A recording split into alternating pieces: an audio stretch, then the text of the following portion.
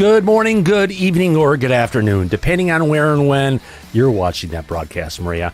I'm Thomas Fessa, my friends, and this is Disclosure Tonight. Happy Monday, May 18th. Holy cow, what's going on? Was Trump been given full disclosure? Sure as hell looked like it, folks. We've got a lot of stuff to talk about tonight, but at least we're trying. On that note, let's go ahead and get to this first and welcome in our audience. Who the heck do we have out there? Let's take a look. Let's welcome in Anne-Marie. We got April out in the chat. I see Aussie and Banana Bowie. Good to see you, my friend. We got Beagles and Captain K and CW Beteb.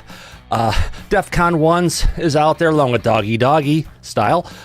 Who else is out there? We got Eliza Teal, Frank Cathell, Galactic Family Podcast is out there along with Geraldine Durazio. Good. Ghost One, good to see you. JJ's out there along with J Cat Meow. Joey Spades along with Kathy and Kelly Bro and those piercing blue eyes. Good to see you. Where's Jan? We love you, Jan. Stop by. Light Melinda's out there along with Lorg. Lorg. There we go. Louis out there and Marcus and the Mandels. Good to see you, my friend. Mr. Drews along with Metal Gaming 420, the Bogart King. He never passes, my friend. Let's welcome in... who else? Mississippian, Mr. Grimlock. We got Ms. Cussout and Peggy and Steve all the way from Miami. Great to see you two. Psychosomatic Insane. Psychosomatic Addict is out there along with Pushking. We got Rainbow, Randy Robert John. Sam's out there with Scooby Dooby Gooby. Shinobi One Kenobi and Stephen Forbes. We got Steve Mateo, Supercharged Land Cruiser. Paul Damon and the Truth Master. That sounds like a sex toy, my friends. We got Two Head 666, Wasteland Wanderer, Who Farted 420, Woodrow Smith, and Yellow Tommy Tanker, also known as Andy. How about that? What a day. Oh, boy. Oh, fuck. You know, I haven't been this stressed out in a while, but I found a good way. There's a good candy you can get from your local dispensary called an attitude adjustment. I need to make it because I could use one today. I tell you. Wow, got some great stuff here. But if I say those three magic words, Mike, how the hell are you, my friend? Oh, I'm doing well, Thomas, and we have a lot to talk about tonight. It's going to be interesting, I think. And we got fun for the audience. We got some stuff to talk about. We've got this whole Trump thing going on. We've got actually the recording coming from where is it coming from again? Oh yeah, from the UFO Festival with Dylan Borland, and it's an entire 30-minute episode of Weaponized. We get to go ahead and play that. There are some people in the audience going ahead and recording. Thank you, Tim. Appreciate that. Some other stuff. Elizondo was on X. Lots of, he was doing like Ask Me Anything kind of a thing. And we've got a lot of stuff that people asked and a lot of answers, whether you like it or not. We're going to have fun with it. Mike, but we should get on to this first story here because it blew my mind when I saw this on the net yesterday. Yes, let's go ahead and get to this, shall we? Yes, absolutely. God. All right. All right, let's get to the first one here. There we go. Trump from Truth Social yesterday. Let's zoom in a little bit. You saw the title card. I did not make this up. Mike, this came from Trump on his way home from China to the United States. You gotta wonder, what was he talking about and bragging about over in China? I have to wonder. I mean, if we take a look at it, what do we've got? I guess that kind of looks like a base, potentially in the background, like Area 51 maybe. We got some hangars here. We got Trump walking along. You can see his feet going. The alien walking along. It's interesting. The alien is, we thought at first he was wearing handcuffs, and there was chains going across, but it looks like more like a fashion statement, potentially. But interesting to say the least. I know people are saying, that's not a gray, that's not what grays look like, but we just got to take it to heart, Mike. We've got a president who is bringing out disclosure, right? Fighting against the deep state that he loves so much. Yeah. To bring out the truth. A live NHI. Yeah, and he's dealing with Arrow. Oh God, let me turn on the chat. He's dealing with our dear lady. Let's see where she pops up in this. Susan, my dear lady, where are you? Where are you? No, where are you? Oh, you're not there.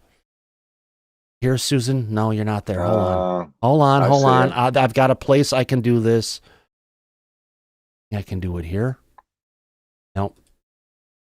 Here we go. Susan, it's been so long, my dear lady. I wish you could be here with us today. Oh, hell no.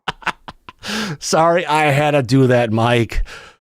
I was God. screwing around with the audience the other day, and yeah. Okay, Susan, go away now, please. God Yeah, help us. so we got Trump going and giving us the disclosure piece. And,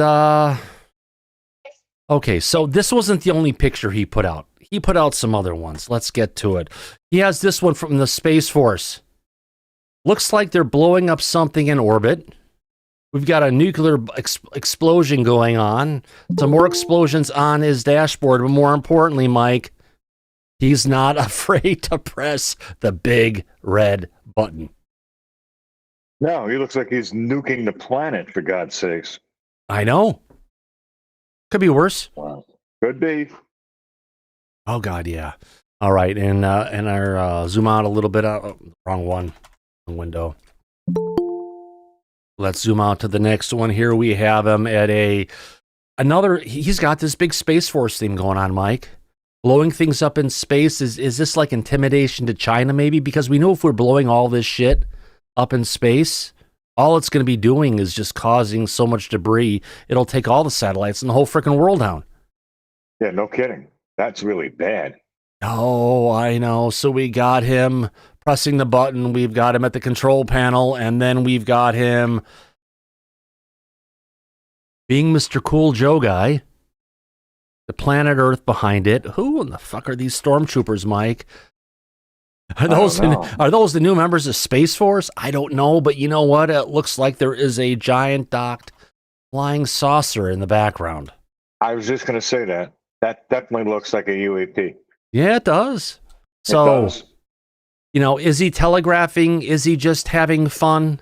I don't know. I think we need to ask the audience to see what they think about it. Are we going to have an alliance with NHI that's behind him in America? It's a bold statement. But if he means this one here, that they're here, oh God, no. And they're here and we've got them handcuffed, potentially, that would mean we have a dominance over the non-human intelligence. But do you think that's really possible? No. Look at the six-packs. The six-pack on that NHI. Yeah. Unbelievable. And unfortunately, it's a eunuch. Yeah, it looks that way. But also the ankles are shackled as well, so look at that. Yeah.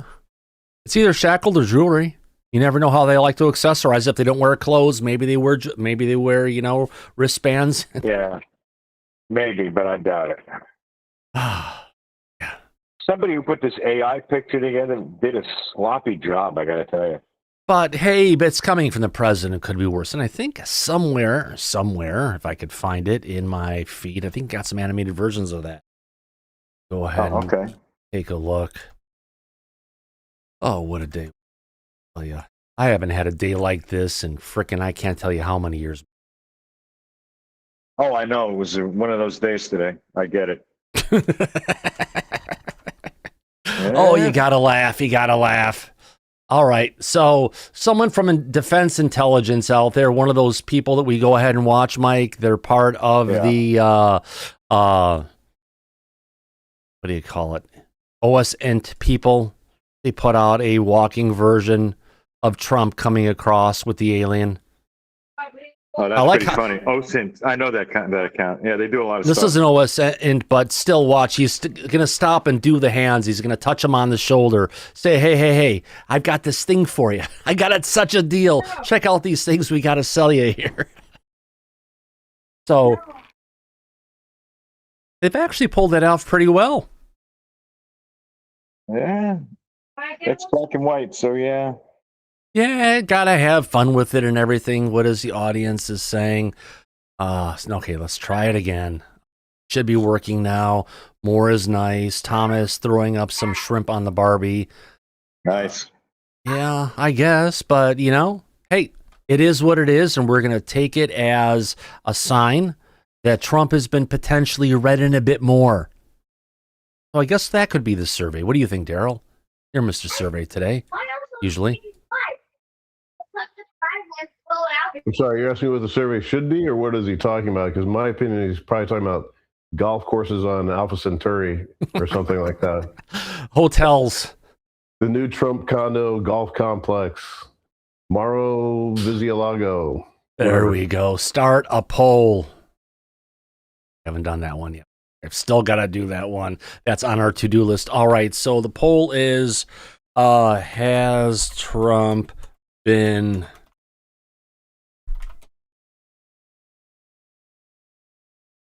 read in on UFOs and aliens? Good question. Has Trump been further read in on UFOs and aliens? Sounds like a good one. Yes or no? All right, audience, this is your chance. Let me find if I can find my Google here. Not my Google. Bravo 2 sound effect. All right, folks, this is your chance to go ahead and vote. Let's see where in the heck our audience is going to take this. Has Trump been further read in on UFOs and aliens? Well, would you take a look at that? 70% of our audience so far, which is 60. Wow, that's a quick jump to 69 votes. Holy cow. 75 votes in. It's 84 votes in. Wow, the audience is digging this one, Daryl.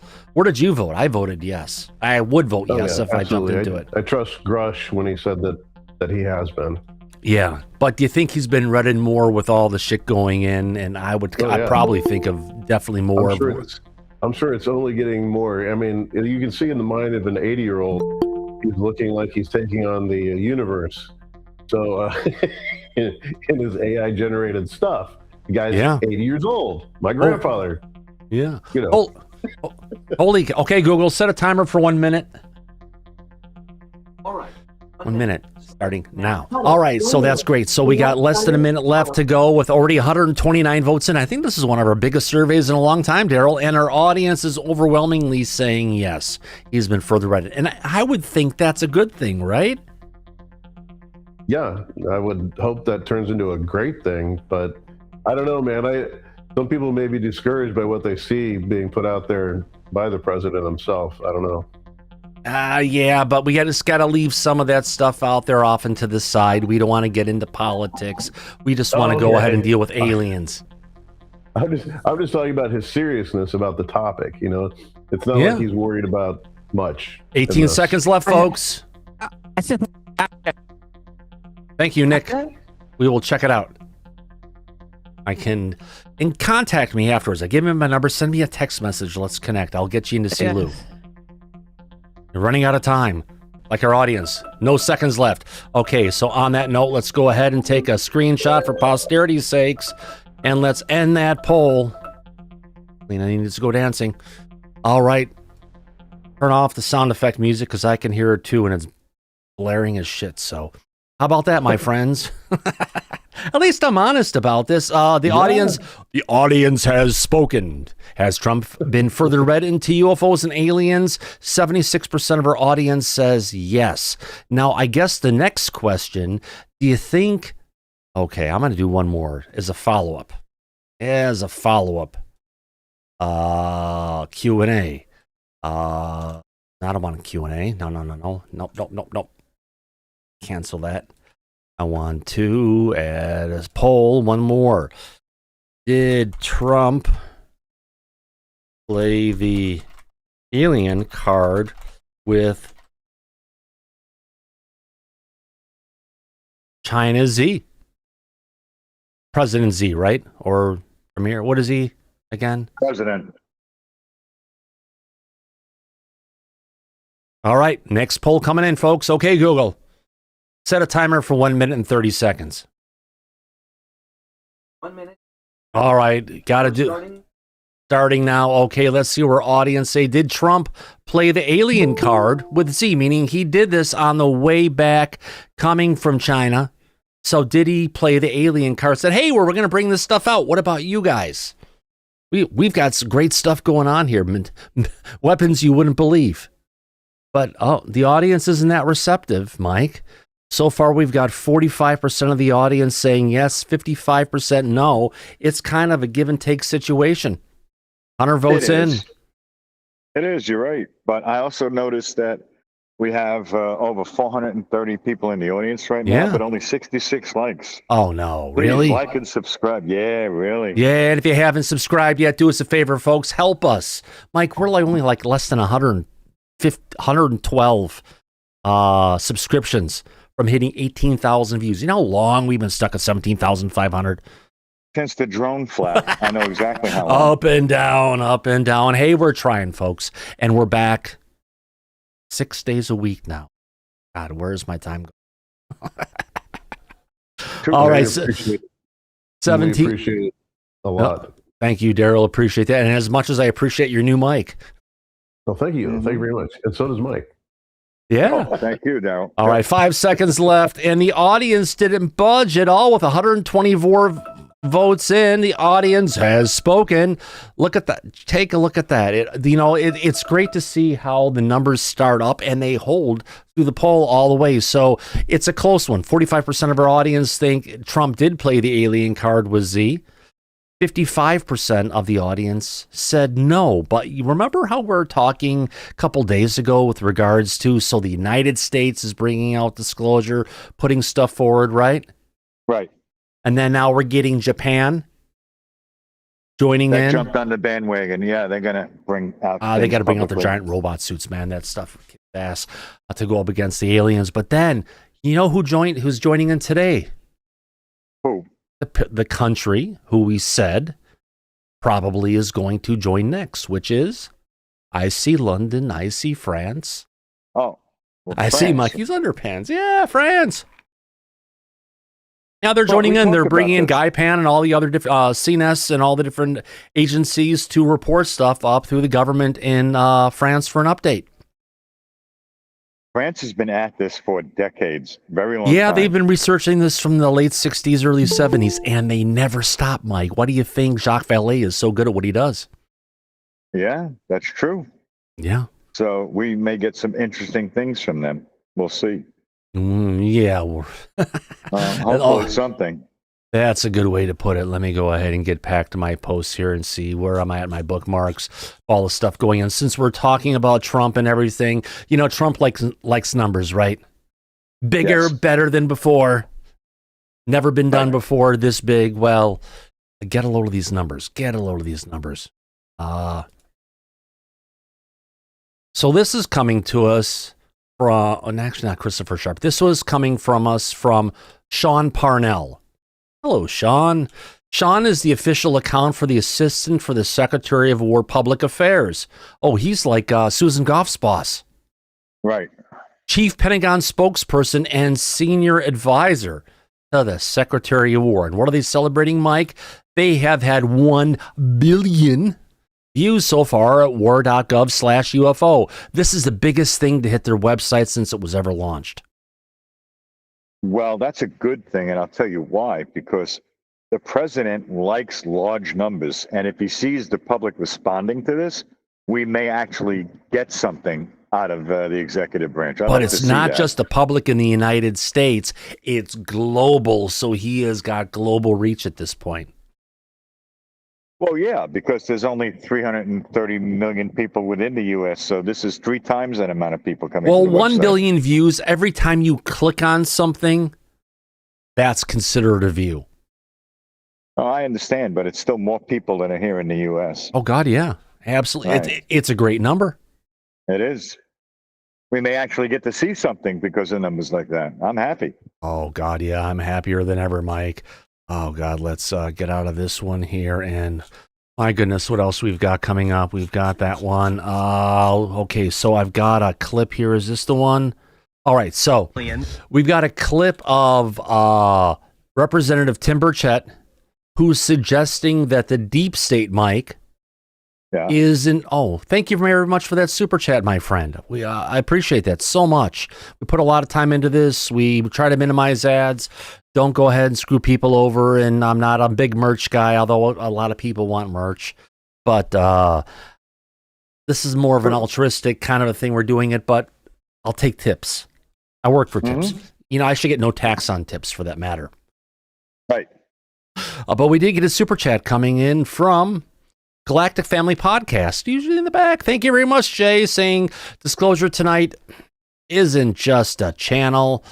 It's one of the front lines of the UAP disclosure movement. Please like, share, and subscribe. And thank you for that super chat, Jay. We greatly appreciate that so much. Really. We do. Jay's a good friend. I'm humbled up by it, honestly.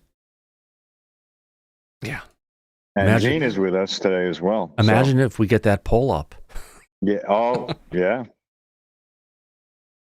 Absolutely. Gene, you have been attacking the grift from many different angles in disclosure. The money machine that Lou Elizondo said of the old school of ufology needs to be burned to the ground. But you seem to be, throwing a bunch of lighter fluid or gasoline on there to light it up again. Well, there's just, again, question. The more this discussion, goes publicly, it's as though people forget these things and forget some of these fundamental questions and start getting, like moths to the flame, right? They just start getting pulled back into the cycles that it seems on the one hand they recognize, but man, they just don't want to name it, or they just don't want to admit that they're falling for it, to a degree. And it was so funny because I had two very thoughtful pushbacks. I'd put out that paper on following the money, and two of the pushbacks were legit and like I said, thoughtful. Again, they sort of misinterpreted or focused on, people in media, and should be able to, make money. Yes, it's not saying that somebody who's producing something shouldn't be compensated, shouldn't be able to make a career out of, reporting or whatever. Right.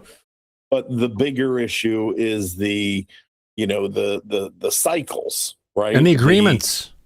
The cycles, the agreements, the smaller network that really seems to be monopolizing the monetization. Yes. And that the perpetual pursuit of the truth is more valuable than actually reaching a conclusion. Right. And now, for example, Lou Elizondo was actually silenced for a while, couldn't go on podcasts, couldn't talk to anywhere, couldn't get things out because of the agreement he was underneath with Dan Farah for his movie. And that just kind of shut that whole thing down because he didn't see the agreement, the different stuff that was there. And then it took Ivan Hanel to come in and fight for his ass to get him shut down because there's some lines that he crossed. He dotted his T's and he crossed his I's, and unfortunately put some things out there were illegal in the state of California, which ended up saving Lou and getting this stuff out there. But it took a lawyer to go after it. But there's people who would say, "Oh God, we're going to give you all these great things here. Just sign this contract." It's like they're signing a deal with the devil. Right. And I think I mentioned this the other day, Matthew Brown made those comments about, there needs to be better business. Well, why does any of this have business and arrangements and contracts surrounding it? Right. This is supposed to be it's supposed to be us asking the government, telling the government what we're looking for. Right. Right. Hey, government, this is how did business arrangements and contracts, become a part of this? And the other funny thing, no sooner, did I sort of answer one of the critiques that, there was a post up about Chris Bledsoe and the cruise and that he's hosting and discounts for, his cruise and merchandise and everything else. And I'm like, this is what I'm talking about, Yeah, sounds like Greer again, Greer 2.0. Unfortunately. Thank you, Gene. Appreciate that. Patrick, your hand is up. But great comments, Gene. I have to say, you hit the ball out of the park on that one. It's just, everything comes down to money. But when you get to the agreements and everything that gets in the way, it concentrates someone who's a talent and it locks away their ability to make money. And that way, if there are people out there who are suffering and have signed agreements, Dylan Borland, by someone potentially that is preventing you from making a living, Matthew Brown, go ahead and bring that out and share it with the community and shine a light on those trolls that have prevented you from becoming a participant in this model.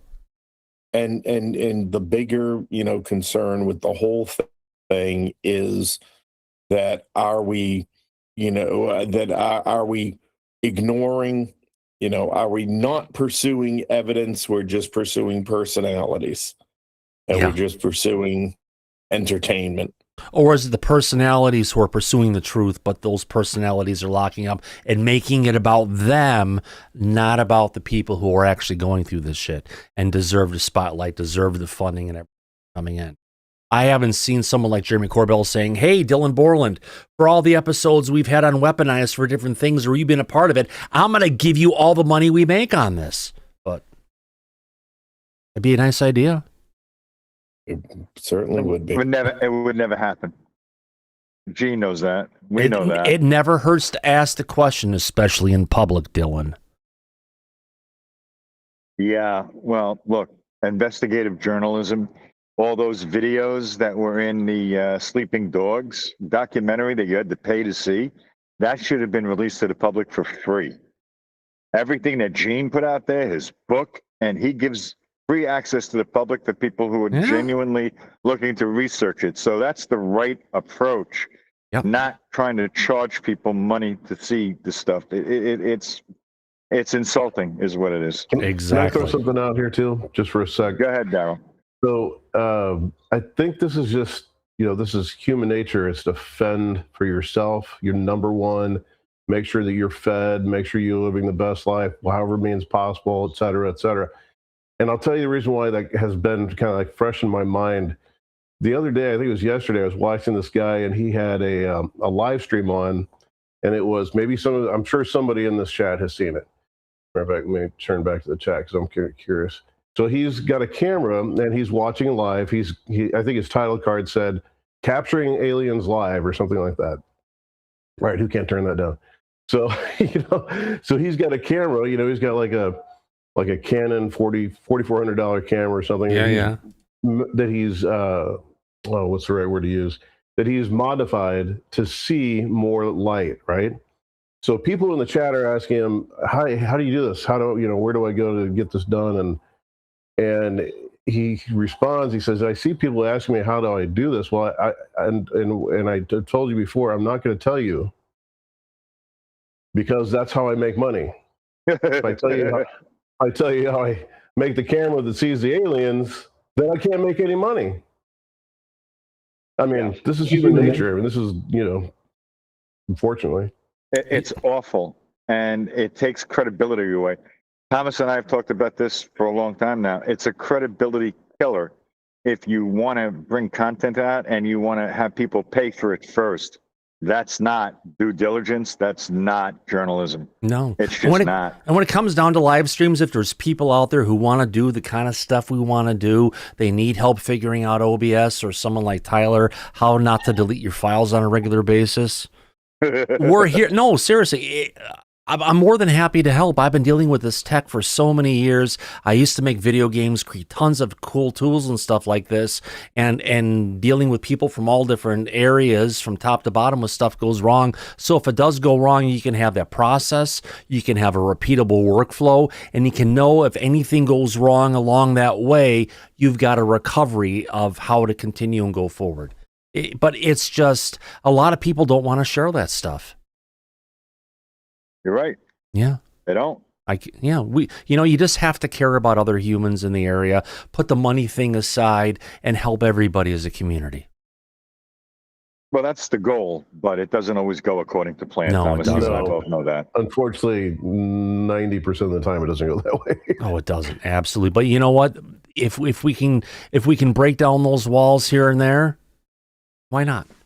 It's a community effort. It's not an I, me effort. It's a we effort. I mean, I know you and Mike definitely have sledgehammers, to start chipping away at it. Okay, Patrick. We've done our bit. Patrick has his hand up. Patrick, have you drinking less today? I've been drinking a lot less today. I was having a rough week last week, but it got a lot better today. You got to call sometimes if you're having that rough week because we can talk. Dude, It was tough. So I got stuff to talk to you about tomorrow. Two things that I wanted to discuss real quick. The first one is, where do you draw the line from journalism, prospect journalism, to where you're actually trying to do research and bring this to public light versus profiteering? That is a big issue that we've always run into. And then the second thing, this is touch back with what Gene was saying. It's very common within our government where they will fund a private project for the benefit of defense. So I work primarily in HVAC refrigeration. All of my refrigerants, before they get an R number, have an MP number, meaning a military product number. But you're a perfect person to like work for the CIA because you do refrigeration and heating and air conditioning. I don't know, but so anyways, it comes in as a military product. It'll get an MP number, and then you're rewarded a patent right when it goes to the public. So even though you didn't put your money into it, you were the research lab that did it. You're the one that's making all of the money from this. And I think the biggest issue is that we do know there are certain pharmaceutical products and agricultural products where the patents were derived from research that was created from the non-human intelligence. You mean Monsanto Bayer? Yeah, of course. Well, I don't want to touch on one because I was actually offered a job. Monsanto Bayer, yes, I will say those two names. I'm going to say it. Monsanto Bayer, Monsanto initially were the ones, yes, they did this stuff for, like Agent Orange and all the different stuff and all these chemicals that were spraying in the air and all the different kinds of stuff, but they were also put in charge of the non-human intelligence biologics, which they then took from Dayton, Ohio, and brought it down to Missouri, literally almost underneath the arch in St. Louis, Missouri, and they have this huge underground facility where they've been working on the biologics for non-human intelligence for about 30 to 40 years. And once technology is recovered or understood, it gets shipped out of that lab, as we have learned. Well, that's not technology. Potentially biologic technologies. I would, Thomas, I would say more or less this: reverse engineered ideas that benefit humanity might not have always been the original necessity of their creation. So things that you mean like the corn they turned into going ahead and creating ethanol may have come from some other source? Yeah. No, more or less certain metallurgy that we've learned, pharmaceuticals, biological stuff that we've done in the last 6 years. The technology to fix a big issue that was caused by some evil people was solved by some people that might not even been from here. Oh. And the pharmaceutical products that lead to that are pretty impressive. Wow. Interesting. Great conversation, Patrick. Always wonderful to have you here. Well, thank you, Thomas. Here's my friend. All I wanted to here's the national security. But the largest concern with Gene was that there's a lot of protected products that they can't just go throw this to the wind. There's going to be companies that would lose money. There would be companies that the stock market would crash. It's only that's an assumption, but seeing how they're handling it, it would only make sense they're trying to protect profit.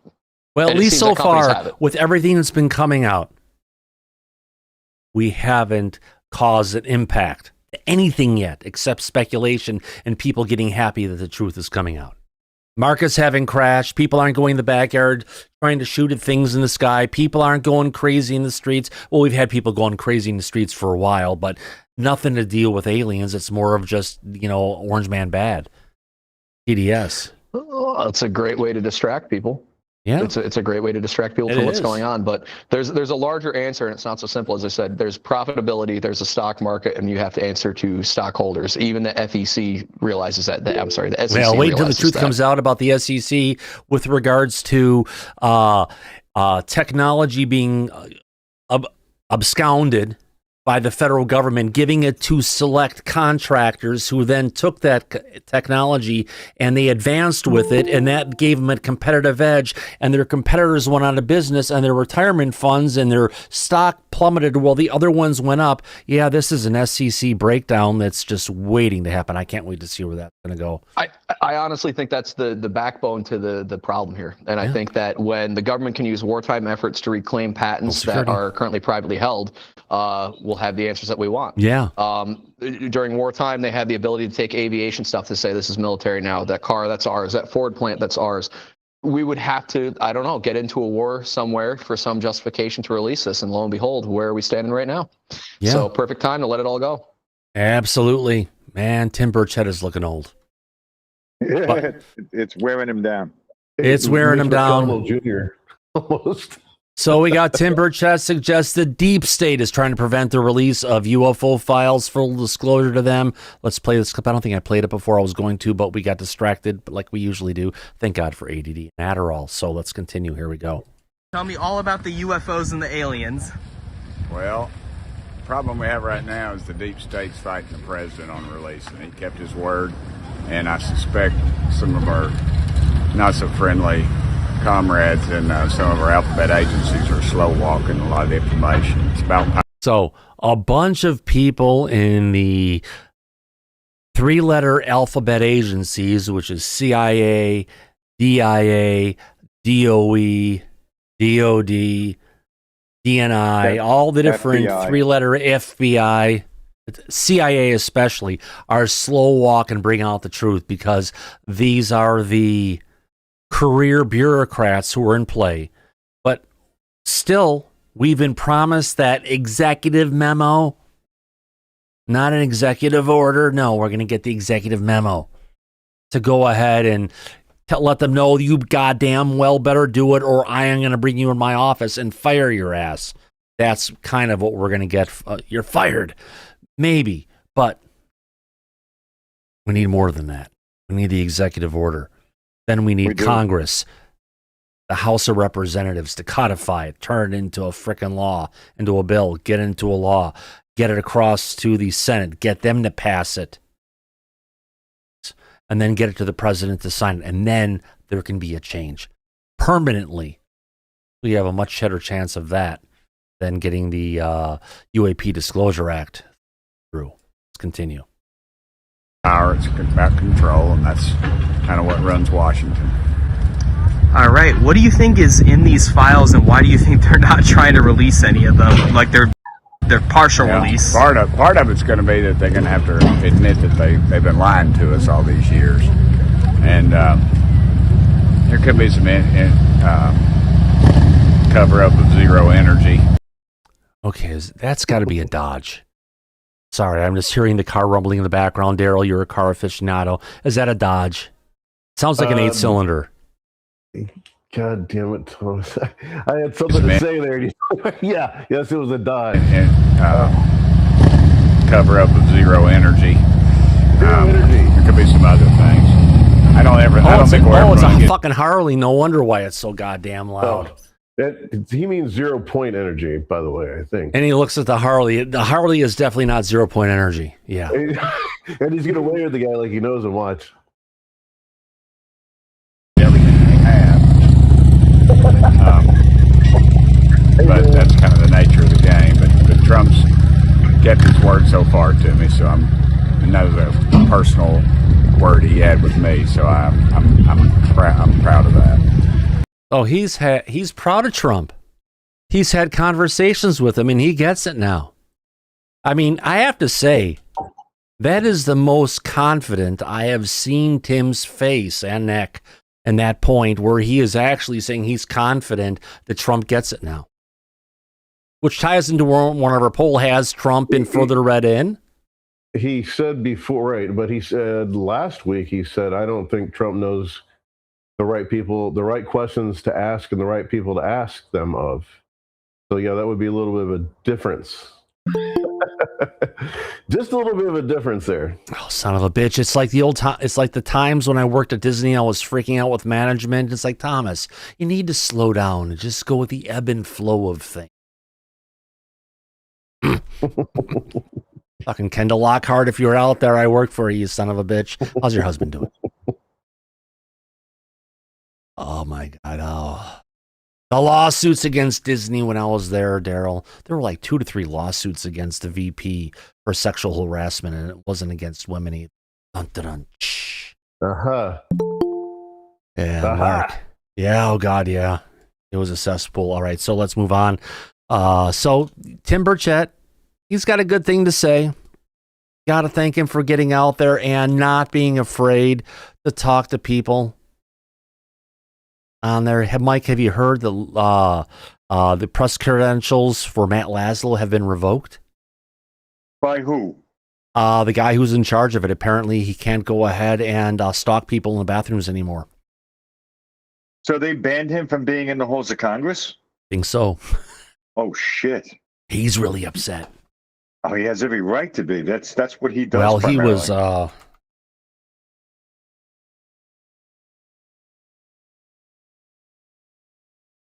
can do to get my credential back and my team's credentials back. Hey, apparently he was going and taking his credentials to allow other people from RCTA Capitol Hill, McFarland News, and Migrant Insider and Midas Touch to get into the Senate. And the House doesn't sound like the right people. So Matt is so RTCA, to everyone reaching out, Nate Reed at Scripps News, a streaming service. I thought they went under a couple years ago, but I guess they're still around. I remember a couple years ago, their booker, because I used to be on as a guest analyst regularly, and their booker called me almost in tears, begging for my Rolodex and for my information as a media professor, asking, hey, do you know anyone hiring, blah, blah, blah. So, I mean, good job, Nate, that your company's still around. Now I get why you're so intimidated by Midas Touch, because you're... Oh, God, Mike, I hope they have scream therapy for him someplace. He's got a room. Well, he's got a room in a basement. He can go ahead and just scream and let it all out. We care for you, Matt. Yeah, this is not good. No. I can tell you that. If you have press credentials to get in and you go ahead and start sharing it with Migrant Insider. Yeah, you can't do that. Makers and editors. Especially since the people in charge are red and you're letting the blue people in who are like... Can't do it. Oh, my God, can't. Matt, we love you. We hope you pull this out in the right way. Wow. Let me get back. Well, now we know the fate of Ascapole isn't going to be as cutting edge as it once was. No, unfortunately, it's not going to be. Well, would you look at this? We've got a clip here. This is the clip that happened right before the show started, and I actually have it paused. I caught it late. We got, who was it? Dan Farah tells Fox News he thinks President Trump has learned, quote, we're not alone in the universe. Really? Yeah, no shit, Sherlock. You know, it reminds me of all the things that Ross Coulhar's bringing out this week. It's all the same stuff we've been saying for months. But because it's Ross, I know we can play around. So let's go ahead, get to this clip here. No, not that one. Not that one. Too big, Mike. Bring you down. Let's get up to this from Waters World and coming to us actually from UAP James. Let's play this little clip that I actually have paused on my DVR tuner right here. We'll see how far they get because I've got it paused. Luke ran down and said, quick, pause on Fox. All right. Do you think the president's a believer? This weekend he posted an image of himself walking down the tarmac with an alien. Yeah, I saw that, yeah. Look, I think he's learned the reality of the situation, that we're not alone in the universe. And, you know, I think this disclosure process is happening because he's put it in motion. I know, I just heard today from friends on the House Committee to Declassify Federal Secrets that there will be another 40 or so UAP videos declassified in the next 30 days. On top of that, key members of the cabinet are aggressively trying to find the most meaningful evidence within the federal agencies and branches of the military so they can then decide what of that evidence can safely be declassified. And there's, you know, this is going to be a rolling process. It's going to be a rolling disclosure process. Do you think the president's a believer? This weekend. Okay, so that's the clip there. It's a short clip. UAP James always likes to clip too much stuff out. So here I have Fox News paused for my channels app on my Mac Studio here. I'm not sure where we're at in this interview, but we've got a different picture up from what we haven't seen yet. And I think if I hit play, everybody can hear it. Let's pray. I think the last time I did this, we used to do this during the days with the drones. Let's see if this works. Yeah, so the president gave his directive in middle of February, essentially instructing all federal agencies to declassify evidence. Was that Mike? It's coming in with low audio. All right, give me a second for you. The audience is getting it really fucking loud. Let me get into your, I think you're in Meet Audio, get to there, and I want to get to channels is off. No wonder why you're hearing it through my fucking microphone. Watch out for your ears, my friend. We're going to blow them out. Here we go. So hard to release more. Oh, that's perfect. So hard to release more. Yeah, so the president gave his directive in middle of February, essentially instructing all federal agencies to declassify evidence of non-human intelligent life and UAP. What happened after that is the White House had to go get that evidence out of the hands of all these federal agencies, and they all for the most part push back. The people who have gatekept this information for 80 years, they don't want to share it. You know, they've gotten a lot of power and control over the years, and it's just frankly not human nature for people to want to give up power and control. So there's a tug of war happening behind the scenes. There are a number of other reasons guiding their desire to keep this secret, including a general belief that the public can't handle the truth. I would argue the public can handle the truth. I think my film shows that. People aren't watching it and jumping out of windows. They're curious and they want to learn more. There's also a Mike, which is something we've been bringing up. People aren't going crazy. They're not trying to shoot things in the sky, staying home from work, going actually nuts since the truth started coming out. It's actually been relatively calm and pleasant. Well, plus they're all flocking to the website with over 1 billion views. Yeah. So they're just curious. Yeah. And we're getting pictures like this put out by the president. Right. That's from the president of the United States, Mike. You got to laugh at that. My God. Absolutely. There's never been another president that would put something out there like that. No. No. It's taken someone as crazy as Trump to get us here. Thank God he's there, because you know what? I don't think there's any other politician that would ever have brought out the truth. Let's be honest. No, absolutely not. I agree. Yeah. Let's They play had some. every opportunity, and for over 80 years, neither the Republican or Democratic presidents have moved forward on this subject. No one. For fucking 80 years, almost 90 years, they've all covered it up. They're all freaking cover-up artists. Yep, exactly. Because their advisors tell them, oh, we can't bring that out. We can't tell them, you know, bigger, better. No one said it before. Gonna fuck with the entire world, and my name goes in the book for that? That's Trump. Yeah. Whether you like him or not. That's what's getting this disclosure. Thank God. All right, let's continue. General feeling that a concern that they can't tell the American public what they know and don't know without also telling our adversaries and giving them some sort of advantage. But I think that that's not really accurate. I think our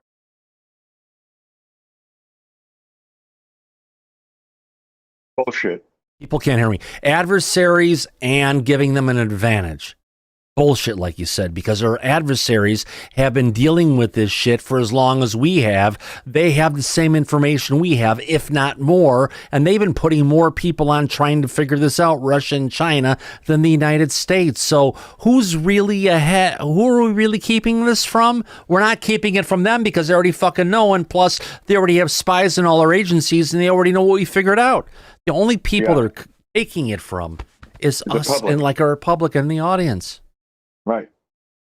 The public at large. Yeah. The global public everywhere, keeping it from them.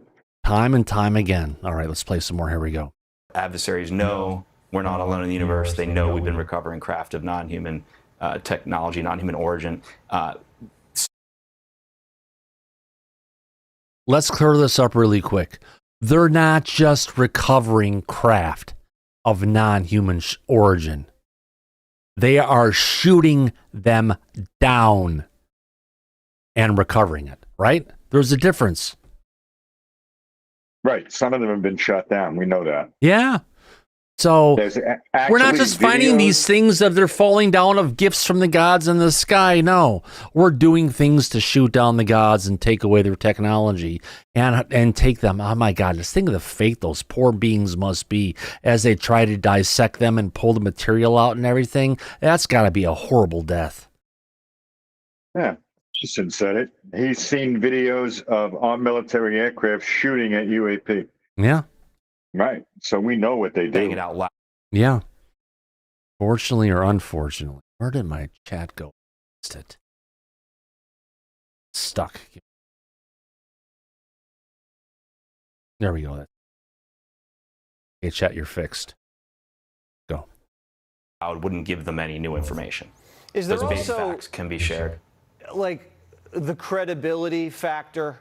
You know, this is a government that's lied to us about a lot of things for a lot of years, and this was one of the big ones. You were called crazy if you even suggested anything like this. And now they're releasing files admitting that it was actually real. Are they trying to protect themselves, their own credibility? Yeah, there's certainly an element of that. I mean, no one wants to take. Mike, I don't think this comes down to credibility. I think they're trying to protect their profit and their profit potential. Well, credibility be damned. Money has a lot to do with this stuff. Money makes the world go round, not credibility, right? Right, correct. You're absolutely right about that.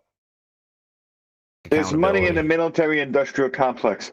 All of the black budgets, and we're going to say this, I think, for the umpteenth time. There's $1 trillion a year budget sent to the Department of Defense, the DOW. And every year when they go through an audit, they cannot account for that money. So, yeah, this is all about the money. That's one of the reasons they keep this a secret for so long. Over the years, Mike, there is $21 trillion missing unaccounted from for. the budget. That unaccounted for. The DOD can't say where it went. We don't know.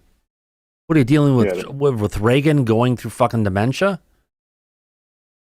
No, it's a cover-up, like Burchett likes to say. Yeah. And it's about the money. Good night, Patrick. Have a good one. The main reason that they don't want the truth to come out. Yeah, exactly. Because if they did, then if the truth did come out, what would happen? This money would dry up pretty quickly. Oh, yeah. Well, if we found out where it's going and everything to the different programs, yeah, there's gonna be a lot more scrutiny going on, and where all this money is flowing to, and what the hell it's actually used for. Exactly. All right. So the gravy train would come to an end. Absolutely. I think that's Chuck Wagon. Yeah. Remember the commercials, don't you, Mike? I remember those commercials. The little Chuck Wagon getting run by, and the dog's running after it, and it goes to the cabinet, and the cabinet door's open, and the Chuck Wagon falls out. Yeah. All before AI. All before AI. That was stop motion animation. Stop motion animation. They did a good job with it, actually.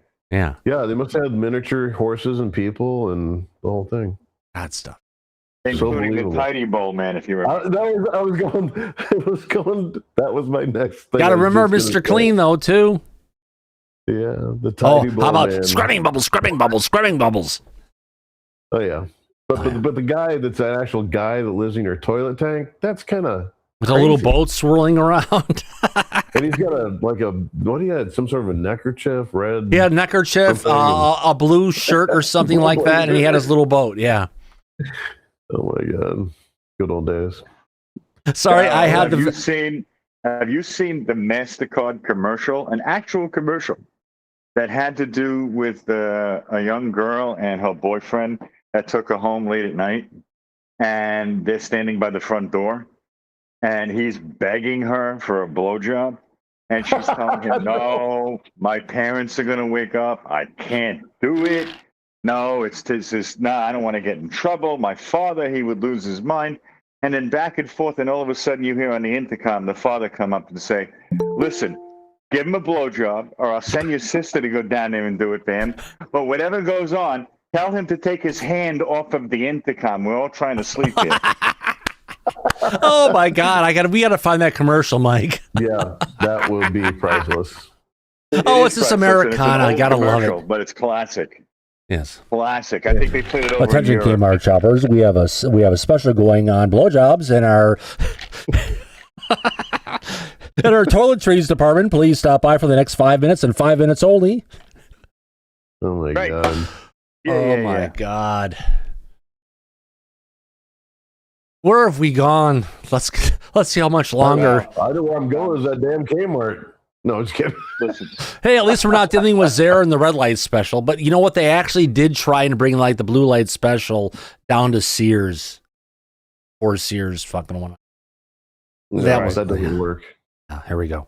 Are they trying to protect themselves, their own credibility? Yeah, there's certainly an element of that. I mean, no one wants to take accountability. You know, a lot of people's lives were ruined over the years covering this up. A lot of careers were ruined. And, you know, one of the other concerns people who involved in keeping the secret have is the fact that they're worried about coming forward, sharing evidence they have, and then being punished for it, being treated like criminals. You know, and so there are members of Congress right now who are trying to put together amnesty language to give protections to these people so they can step forward more comfortably. Well, stepping forward more comfortably, we have 495 people watching and only 205 likes. We must be doing something wrong. If you're having a good time, we're putting a lot of time into this. If viewers out there, you're watching it, hit that little thumbs up. We'd appreciate it so much. If you haven't subscribed, we are so close to 18,000 subs. We'd love to hit subscribe. Let me continue. Sorry, I just had to bring it up. They did end up releasing an image or a video of non-human life recovered from a craft, and they put that out there. What do you think the public reaction would be? I mean, truthfully, I think this day and age, with the rise of AI, half the country would probably think it's an AI image and not real. That's why I think. Okay, no. Let's get into this, Daryl. I'm going to say half the people out there aren't going to believe this stuff is real because it's coming from Trump. Yeah, there's a lot of reasons not to believe it's real. That's the amazing part of this, is that it doesn't surprise me that fucking the planes aren't crashing into the ground because everybody's left the tower to go see the aliens, because they're not fucking there right now. You can't see them. All you see are these grainy videos. It still hasn't reached the level of what did Burchett say? It's gonna people will gasp, or people were gasping, and you'll not be able to sleep, or something like that. Yeah, but it's not hit that. It's been kind of really mellow. I'll take it. Well, it's slow disclosure. I think maybe it's too slow. Let's see where we go with the next release, which is supposedly going to be by the end of this week, according to the guy who said we had 1 billion views, and we're going to get some stuff coming very, very soon. Let's hope for that. I'll believe it when I see it. I do. I'll believe it. I believe it now. My film has moved the needle because it's credible people putting their reputations on the line to share what they legally can. And Thank you. There's real stakes to that.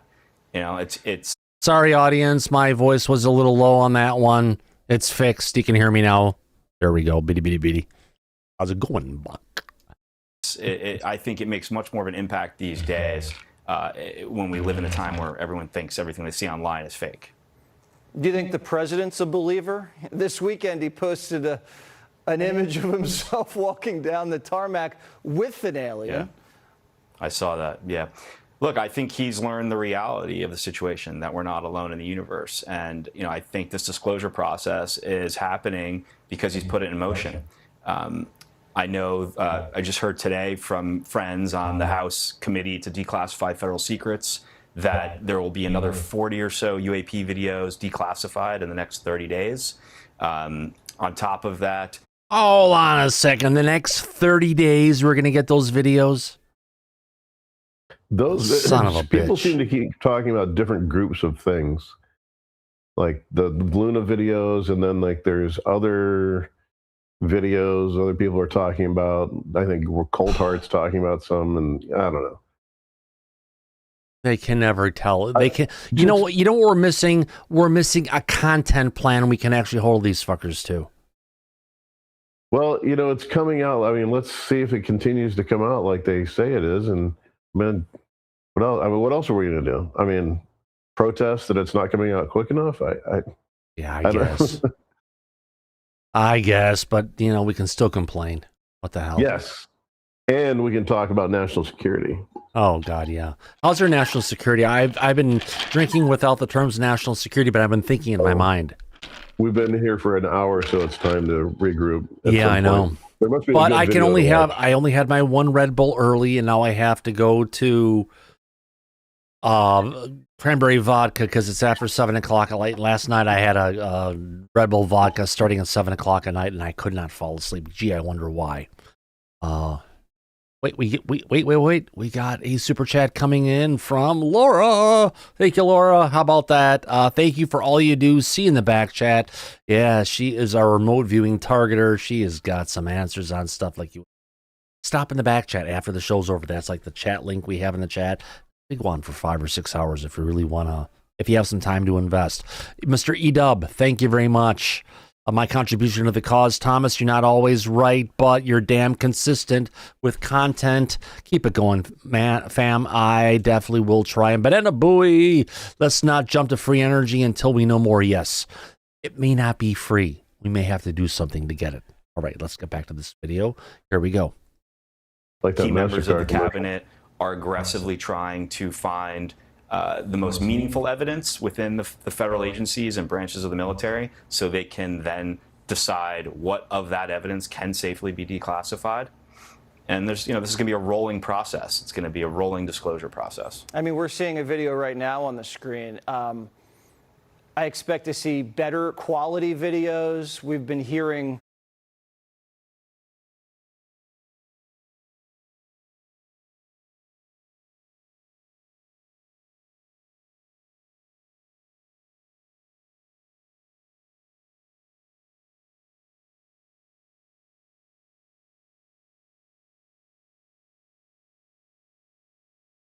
It is, but that is one of the most intriguing. It is one of the most intriguing videos in my book because I don't believe the bokeh bullshit 1 second on these, because there was reports of sailors who were on the fantail of the ship, and what was going on was the flashing light that wasn't flashing from the whatever you call it, the pyramid. It was the reflection from the helicopter on the mirrored surface of the thing that's flying around.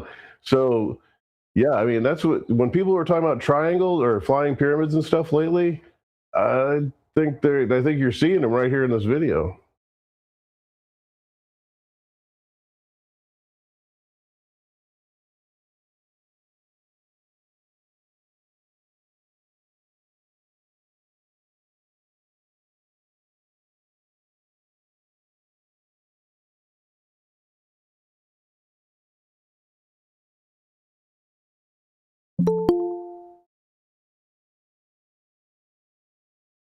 Fucker colors.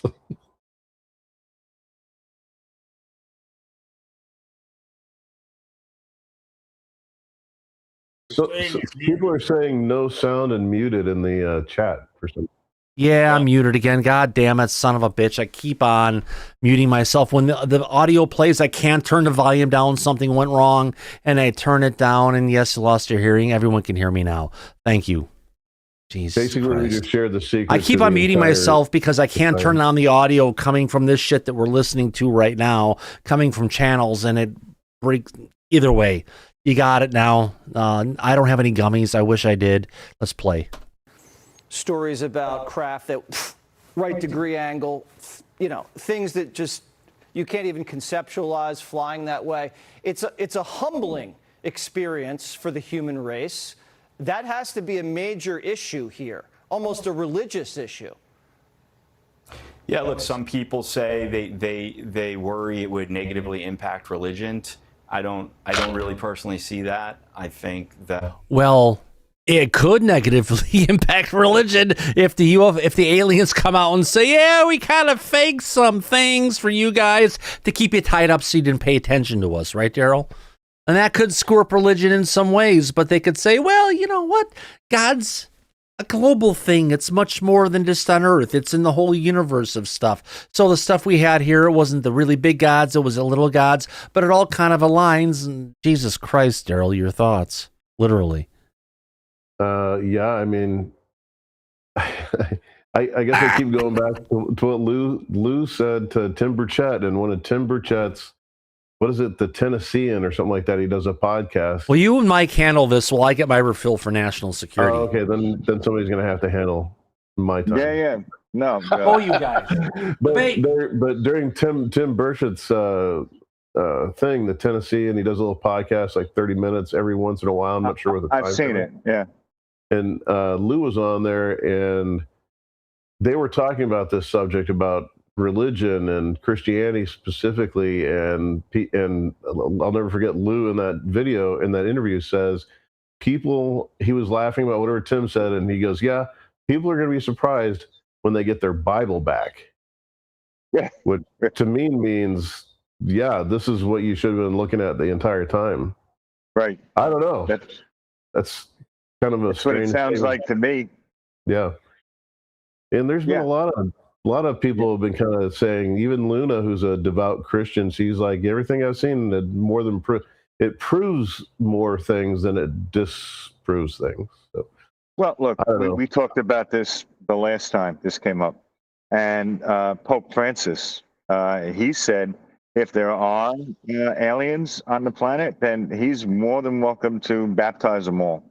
So it wouldn't really, I think, impact religion to a large degree.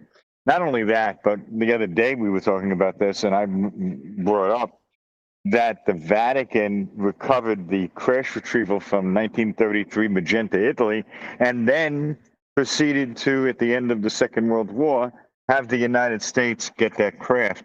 So we know the Vatican and the Church is well aware of the existence of life here on Earth with us. And it's really, tasty, what does too. it matter? Because of it, if you all of a sudden find out that the truth is something different than what you know, then isn't that still a better thing than not knowing the truth? Yeah, I think so. Yeah. I think we would rather know than not know and be kept in the dark. So Confucians say to know what you do not know is best. What the? And to understand that you do not know everything is the greatest wisdom. Thank you. Already spoken on that. Sapphire Elf transmitting from Europa, everybody. I'm from the lunar orbiter. You see my lunar orbiter hat? Yes. It's amazing. Over 1 billion views on the government's website on this shows us where the public wants what they want to know. Yeah. So that speaks for itself, in my opinion. I'd be interested to see. I'm sure the government already knows what the breakdown. They have to know, Thomas. You know this. They have to know the breakdown of the countries of the IP addresses that are coming and pinging that. So Yeah. you could literally put out a chart on interest based on countries that have poked into that database. Yeah, you could actually have a global chart of the world showing the hits from all the different countries around the world. Where the hell are the analytics, Daryl? And that's when we start our one world government, Thomas. That's what I'm saying. It's because like a whole lot of numbers that I'm not hearing from actual countries. Sounds like you're making up numbers for other people. Yeah. Mate. But see, the Outback isn't a country, but it really is. It deserves to be its own country. Did you know Australia doesn't exist and flat Earth isn't real? No, round Earth isn't real, and the Earth is flat, and that's why Australians don't exist. There you go. There we go. Let's get back to Dan Farah. Since I have my refill of national security, have you gotten yours yet, Daryl? Oh, nope. I'm going to do that right now. They And your paid microphone- me in dollary dues to stop telling the Americans that I don't exist. Oh, whoops. You exist. All right, let's get to this here. Let's play the rest of Dan Farah. Here we go. All the world's religions will sort Now you look like one of those snake charmers. Before you put the of fit this into their existing dogma in one way or another. And I think a lot of these arguments that society can't handle the truth and we're all going to be too shook up by this, I don't think that holds up at this day and age. No, well, this presidency has been the age of disclosure, and I think we should just keep it going. The more we know, Absolutely. I think we just have to follow the truth wherever it leads us. Everybody watch absolutely. The Age of Disclosure. It is eye-opening, to say the least. Thank you so much, Dan. Johnny. Well, how about that? That was a nice interview. A long one coming from our dear friend Dan Farah with Water from Water's World. Not bad. No, least- I think it gave us a lot more context than what we got out of UAP James. That was Yeah, a good UAP interview. James gave us 52 seconds. We had like 10 minutes of this shit. So thank God. Luke rocked on that one. All right. So, there we go. 2 minutes. That's the start of it. We got that one. That's fine. All right. Mike, he's back. Are we? Grifter Neil deGrasse Tyson is back, and he is loving UFOs these days. The man who couldn't wait to go ahead and shut this shit down is now like, he's got a book out on it and he's grifting all of his way to the bank. Sapphire. I have a question. Yes. And I'm just wondering, you know how we're in the age of disclosure right now? Technically, is what they're calling it, right? I don't think it actually is. And it's, if for the last 50 years we haven't believed. Yeah, but disclosures kind of started. Trump's opening up to it. We're kind of there. This is it. It is started. Thank God. It's like that lawnmower that would never start. We haven't believed the bullshit. Why should we start believing it now? I'm fucking pessimistic, dude. Well, be pessimistic. Take it with a grain of salt, with a grain of salt, and we'll see where we're going. Let's see where this grifter's got to take us here. That is a gourd. This is my butternut pumpkin, and I shall cook it in my survival wok and make some soup for winter. Oh, that'd be really good. Pumpkin curry, really good. All right, let's play this. Here we go, folks. Ready? Are we? Yeah, I think we are, actually, because given the testimonies that we've heard given and that we heard delivered in front of Congress in 2023, 2024, 2025, from whistleblowers and insiders and military officials, ex-military, ex-intelligence officers, it's it's no longer just the farmer in the back 40, right, commenting on what hovered over their crops, or the revelers coming out of the bar at 2 a.m. So these are people of high rank and all sincere. And so not only have they sort of said that they've got alien body parts and reverse engineered technologies. She looks like she's going to crack up. Mike, what do you think? She is not. That's sort of consistent with the files that were released. So I'm fine. If that's where we are, all I'm going to ask is, where's the alien? So that's my question to you. Is it too much to ask that if you've got him in the back shed? Fucking roll out the aliens, even if they're in cryo tanks, right, Daryl? Bring out your dead. You remember that? Oh, Daryl's getting his drink. I'm still in the midst of getting something. But yeah, bring out your dead. How do we know she's a witch? Because she's made of wood. I want to slap Neil deGrasse Tyson in his fucking vagina. Fuck, he annoys me. All right, well, let's get rid of Neil deGrasse Tyson. Our audience did not like him, clearly, based on the people who were walking away from the show and were showing him. Let's get into this next one. A full episode in the comments from Jillian Michaels. Was Starter's UFO sightings reportedly turned into medical investigations at the Pentagon? We've got our dear friend Lou Elizondo. Can't wait to go see him soon in Seattle, June 8th, my friends. I will be there. We can work out a group meet and greet and have a fun time besides Lou and have it all up. God, I guess, Mike, I could actually have a disclosure barbecue. If people wanted to show up, I could actually smoke some like pork and ribs and other stuff. And mate, I could walk up to that barbecue with my magic hat. I could flip my wok over and cook some prawns, mate. Trolls? Yeah, let's eat some trolls. I know a bunch we'd love to eat. Prawns, mate. Prawns? Shrimp. We're called prawns.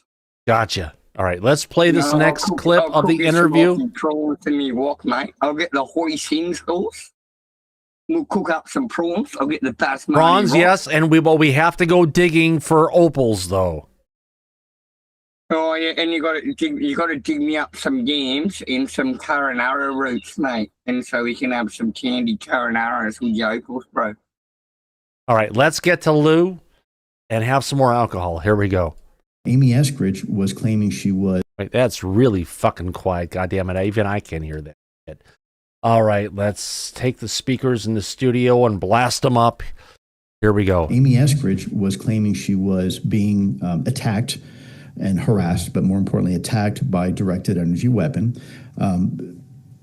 It is true that Havana syndrome was being taken very, very seriously by the U.S. government at the time, and it is possible that individuals were suffering the consequences of it.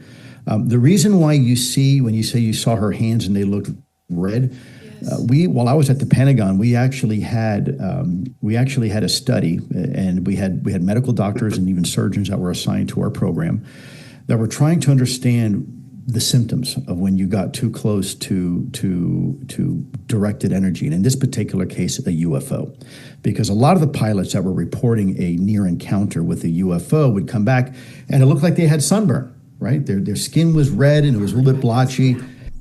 And it turns out that that is very consistent with superficial radiation poisoning, just like a sunburn. You get too close and you get too much UV light on your skin, and what happens? Your skin gets red, and you burn. So, if Amy was a victim to some sort of directed energy, you could potentially see that reddening of skin, and then even more, you'd have the consequences of internal organ damage and eventually organ failure. Because what happens, it starts with the skin, but if that energy is energetic enough and it's being directed at you, it actually goes inside your body and gets absorbed by your major organs. And again, they do not do well with radiation.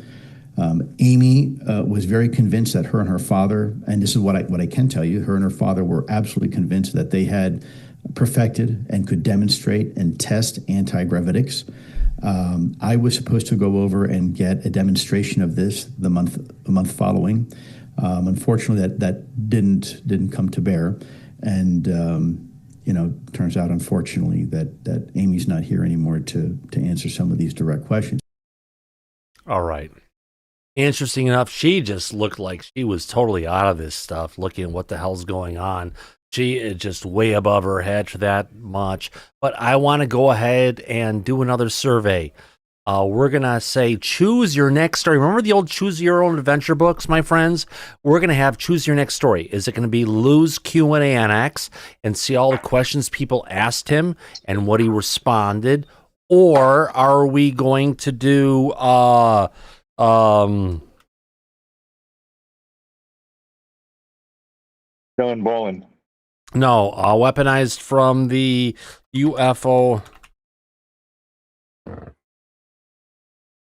McMinnville? The McMinnville Festival you're talking about. Oh, Tim's footage. Yes. Start a poll. All right, audience. We're going to do something I've never done before. This is like the old choose your old adventure books. You remember those, Daryl, don't you? We were like in middle school when those came out. I was in the last week. Who do you like better? Let's hear from the audience. What is the audience? Or Marco Rubio? We have a president that does this all the time. I just had this here and I lost it. There it is. Okay, audience, this is your chance to go ahead and pick. Choose your next story. You want to see, okay, Google, set a timer for 1 minute and 30 seconds, including Daryl's Google. 1 minute? Sure. 1 Starting. minute and 30 seconds. There we go. Starting now. Okay, so audience, you have 1 minute, 24 seconds, unless you're Daryl's. You got a couple seconds more. We have 1 minute 18. What do you want to see next? Do you want to have Lou's Q&A on X? People were asking him a lot of questions, and he was answering it. Or do you want to see the weaponized from the UFO Festival that was in Oregon last weekend? We got a video from Tim Senior that we can go ahead and show. Although he's not in the back today, we do love him very much. Although he never comes on our show, but he will go on other people's show. Mike, is that a conflict of interest? Maybe. He's in the back chat, Thomas. Mike, we'll is he there? Either way. That's fine. Yeah, he's here. Surprise! No, how do you do this? Surprise, surprise, surprise. But, well, it's great to see that the weaponized from the UFO Festival is at the top of the list. We have 23 seconds left with 83 votes in. Tim, how does this make you feel? You're winning. You're winning. Wow. That's fantastic. Wahoo. You guys are going to love it. I know, and I've changed my settings on X to go ahead and literally Go ahead. Well, you know what? Apparently you've won. Like the casino machine I'm hearing in the background. How about that? That's the end of my timer. Stop there it, we you go. freaking- 62% wants to see, but we got a super chat coming in. Would you look at that again from the Galactic Family Podcast? I'll start the donation train for Disclosure Tonight's Meet and Greet Barbecue Fund.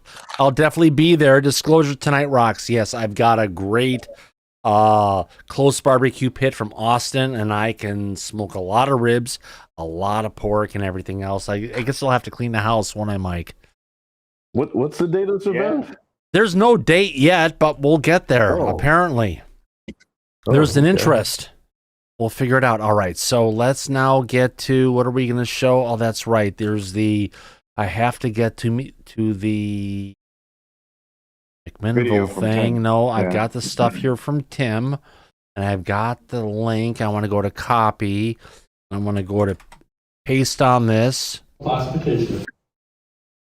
Okay. It's going to be hard to hear some of this shit. Tim has warned me ahead of time, right, Tim?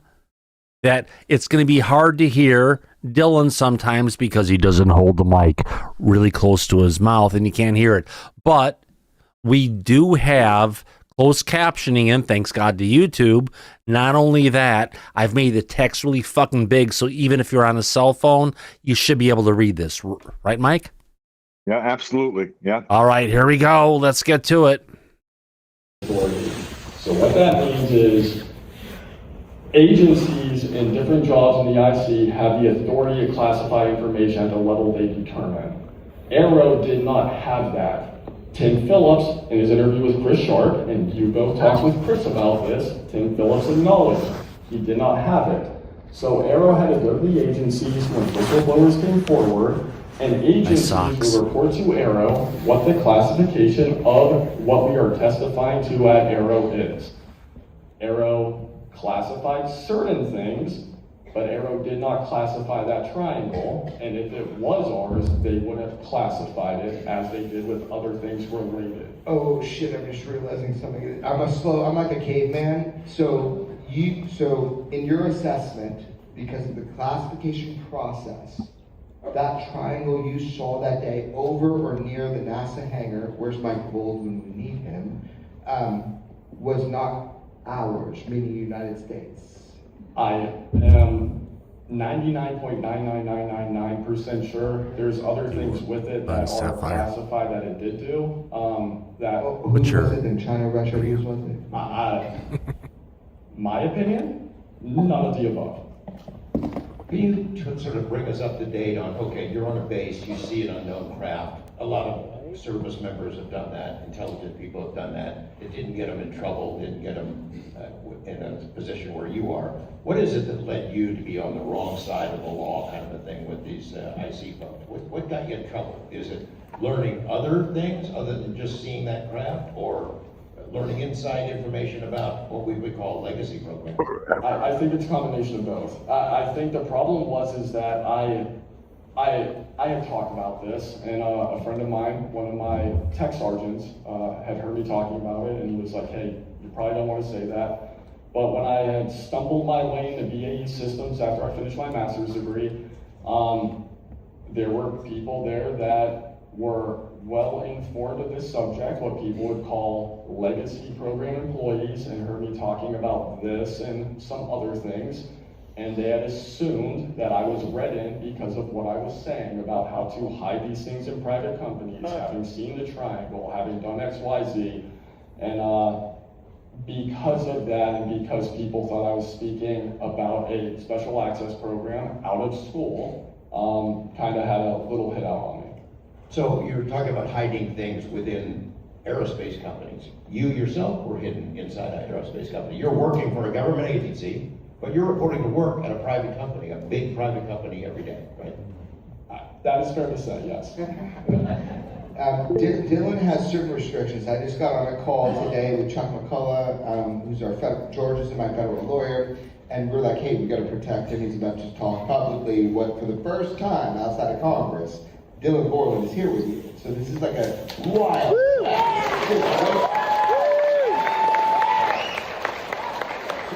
So our job George and me, we've promised. George taught me from day one. George said, protect sources or witnesses or whistleblowers, especially if they don't protect themselves. So we have to be a little bit gentle here. You can't completely tell us what intelligence agencies you work for. You can't tell us? Again, so to clarify, going right back to Congress, I still haven't gone through DOPSR. Everything I have said is completely non-approved. I am speaking at will of myself and not on behalf of any agency or the United States Air Force, DoD, DOW. Everything I am talking about, I have never been approved to speak. DOPSR is a process where, say a witness, or say you've been an intelligence guy, worked for CIA or something, you want to write a book. You have to submit that to a process. Any agency which has information and programs or assets that are mentioned in that book, you have to go through the DOPSR process, and all of them get to take a shot at what you write and what you say.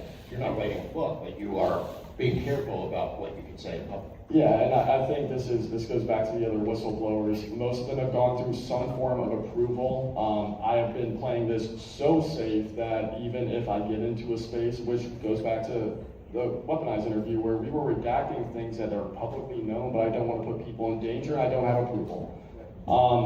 But that is correct. You are supposed to, anything that might broach that subject, or your time in the government, you are supposed to get approval. Did you have to do that to appear before Congress? I thought I did, but we did not have time. I was given 6 days notice. Yeah, let me talk about that because I set that up. So first of all, like someone like Matt Brown, he used the State Department to get through the DOPSR process. Dr. James Lakatsky, George's friend, he ran the UFO program for the Defense Intelligence Agency. He came on our show a bunch of times. He hasn't done a bunch of shows. He went through DOPSR to be able to tell George. Do we have to listen to Cole Bell for another minute, please? Can we turn him off? The whole of it. That's a gigantic admission. That is disclosure of a non-human intelligence craft, right? Yes, and it took, we co-wrote a book called Skinwalkers at the Pentagon. It took 14 months to get through the DOPSR process. We thought it would never end. I think Jay Stratton, who was in charge of the UAP task force, was one of the OSAP and ATEP. He's still waiting. It's been a year and a half, 2 years. And it's Lou Elizondo, it's Jay Stratton. They all got to push through, right, to the DOPSR process. But Really quick, Sapphire Elf, your hand is up. What say you? You're muted. I was just going to say, do we have to listen to Cole Bell? I'm going to have to take my walk off and put it over my ear hole and deflect the sound. I'm going to turn it back All right, that way we got you. and modulate my sound. Okay, we got you. Here we go. And Thomas, we want to thank Mr. Grimlock for sending us a $50 super chat. Oh, wow. Holy cow. Yeah. That's what happens when I run off and try and feed fucking moose. He is not eating. Mr. Grimlock, actually, Galactic Family podcast, you mean? No, Mr. Grimlock. No, we got Laura Campbell, Steve Right. Mateo, and Galactic Family. No, Mr. Grimlock sent a $50. super Yeah. chat. Well, there it is. And Yes, said, it is, "Buy your Mr. dummies." Well, there must be something here that's prevented them coming out there. Holy cow. Thank you very, very much, Mr. Grimlock. Thank you very much for that wonderful super chat.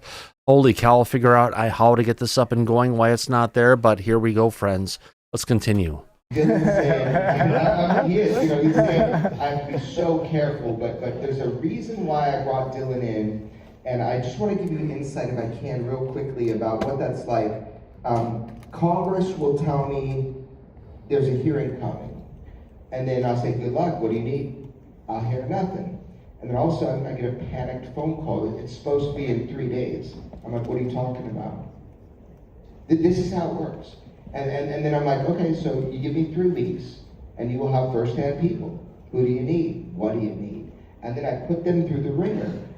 Dylan did it with me twice. Just like, can he talk publicly? So I'm literally on these video calls every damn day for 2.5 months sometimes prior to a hearing. And it's like there's these national security spooks, people recording the calls. And I said, sure, I'm recording it too. They're like, that's illegal. I go, okay. You're recording it. You're a federal agent. You work for me. I record every fucking call, and I told him. So here's the deal. Dylan's going through this process. He has no idea if he's going to testify. What is his life going to be like? And guess what? like George and I were supposed to testify with 12 videos out of the 46 you're about to see, they say, which I believe, and they stymied us, and we weren't able to show you those videos. So with Dylan, it's like, he had, what, was it 4 days? I called you 4 days before. Yeah, so we had gone through the process. It was, the other people were selected, and I was kind of... Maybe. Yes, for that whole time. Is it dangerous what you're going to say? No, it's... no, that's what they were thinking. There's the shoe. Someone likes feet. Congress, by the way. Somebody likes feet there. Burchett, Burleson, they are fighting for you. They are pushing for you. Yeah, I don't care about politics. I don't care about that. They are fighting for you. So the whole thing with Dylan is 4 days before, they're like, oh, yeah, okay, you can now talk. And it's like, he had no time to prepare. How do you do a doctor in 4 days? You don't. Well, you don't. One quick thing we got to remember too is my attorney for the IG had specifically told me not to talk to Congress, and when I was asked to do it, I said I will talk to Congress, and this goes back to our interview, which I said I have now gone not against my attorney's wishes at the time. Always go against your attorney's wishes. Just push. I Never go against your attorney, especially if they're free. volunteer to do this. You know, side note, and you're aware, the big thing with me, look, you guys and every human being in America holding their country responsible and making sure they're accountable is extremely important.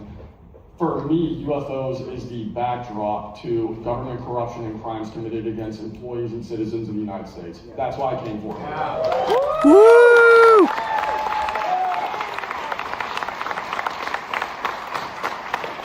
You know, we talked about this in the weaponized interview, and you know our friend, and the very first thing I said was basically like, look, I'm here because I'm scared people will die, and here we are. That's why we call them Scarecrow. It's a code name we used for years when we knew the CIA was listening. Really quick, I'm moving the chat to the top so the chat can continue, but it's not going to go over on top of the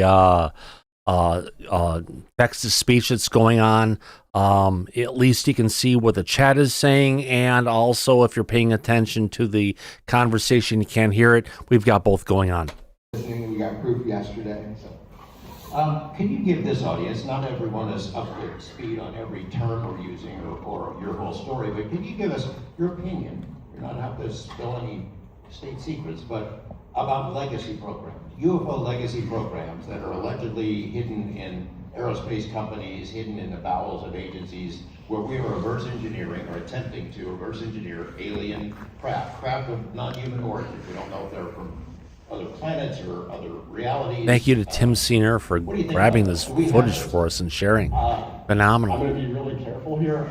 What a guy. I will quote Lou, Dave, Lakatsky, and play this game because we're starting to brush into things that are getting a little spicy. Having a feeling, knowing where we're going with things, I'm going to say 100% yes. Woo! We haven't planned this interview out, and you drew some pictures.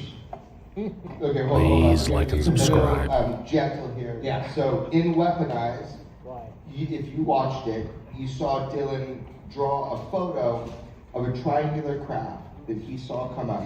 He drew that for the ICIG. He drew that for Arrow. He made sure that that drawing and all the information was given to the appropriate organizations and agencies as a whistleblower. Dylan Borland is a whistleblower, but there's a twist. So I don't know where you want to go with this, but what were you asking? I'm scared what you're going to go. You kind of blew my question out of the water. I'm kind of scared. Are you allowed to say to this audience what you drew pictures of? One. Someone said Palmas pastors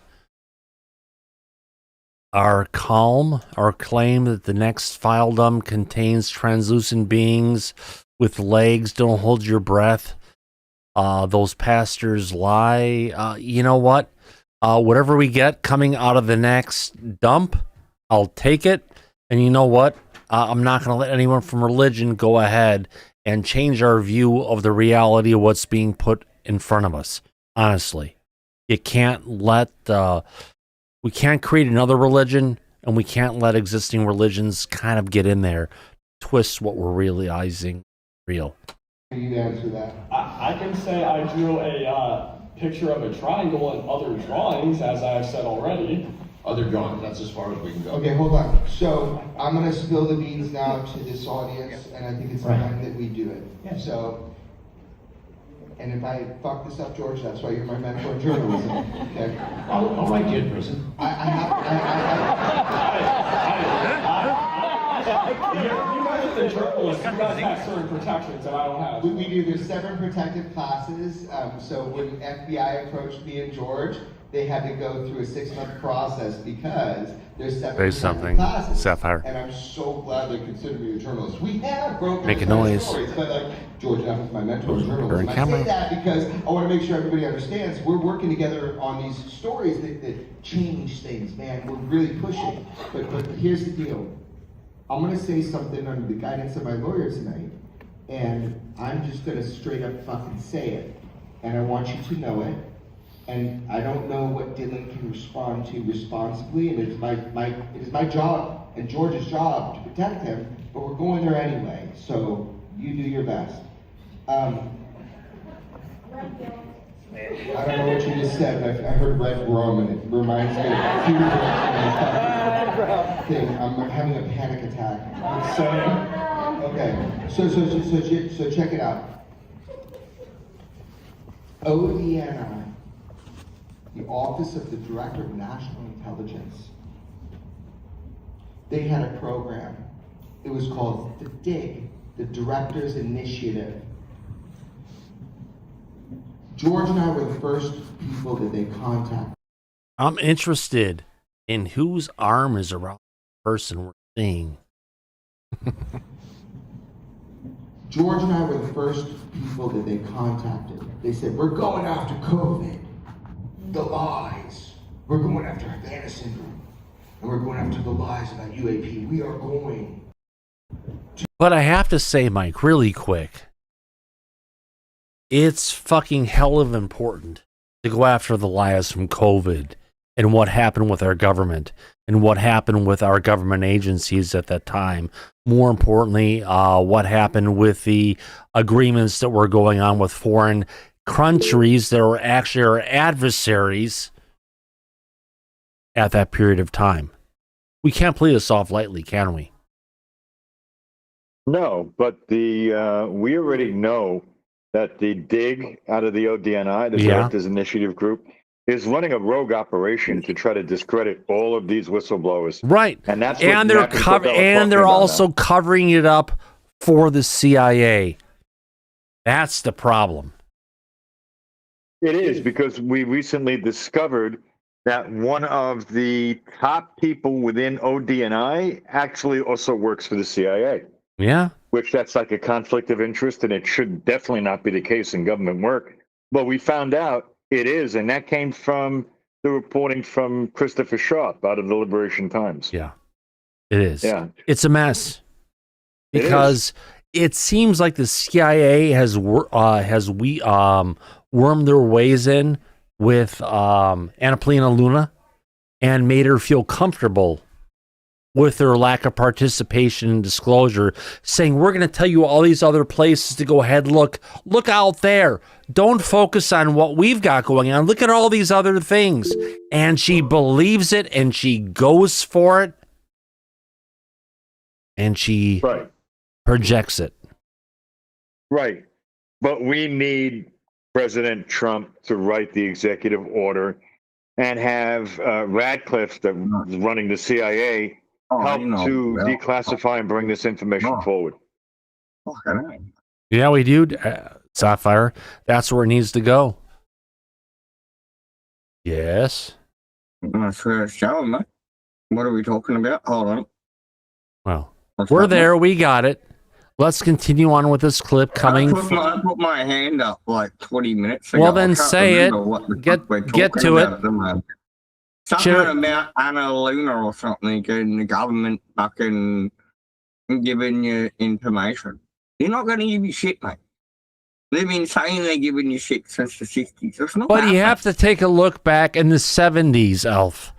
Australia did a much better job with counterintelligence to figure out what was going on in the fucking United States and the cover-up that was going on, and actually to honestly go ahead and report on it and say what was going on. And Mike, you remember when we dealt with this stuff, right? I did a school report on domes on the moon in the 80s when I was like 6 years old, because I had a book in the library that told I me know, they were but up Mike, there. remember when we covered this stuff? We covered it for a week.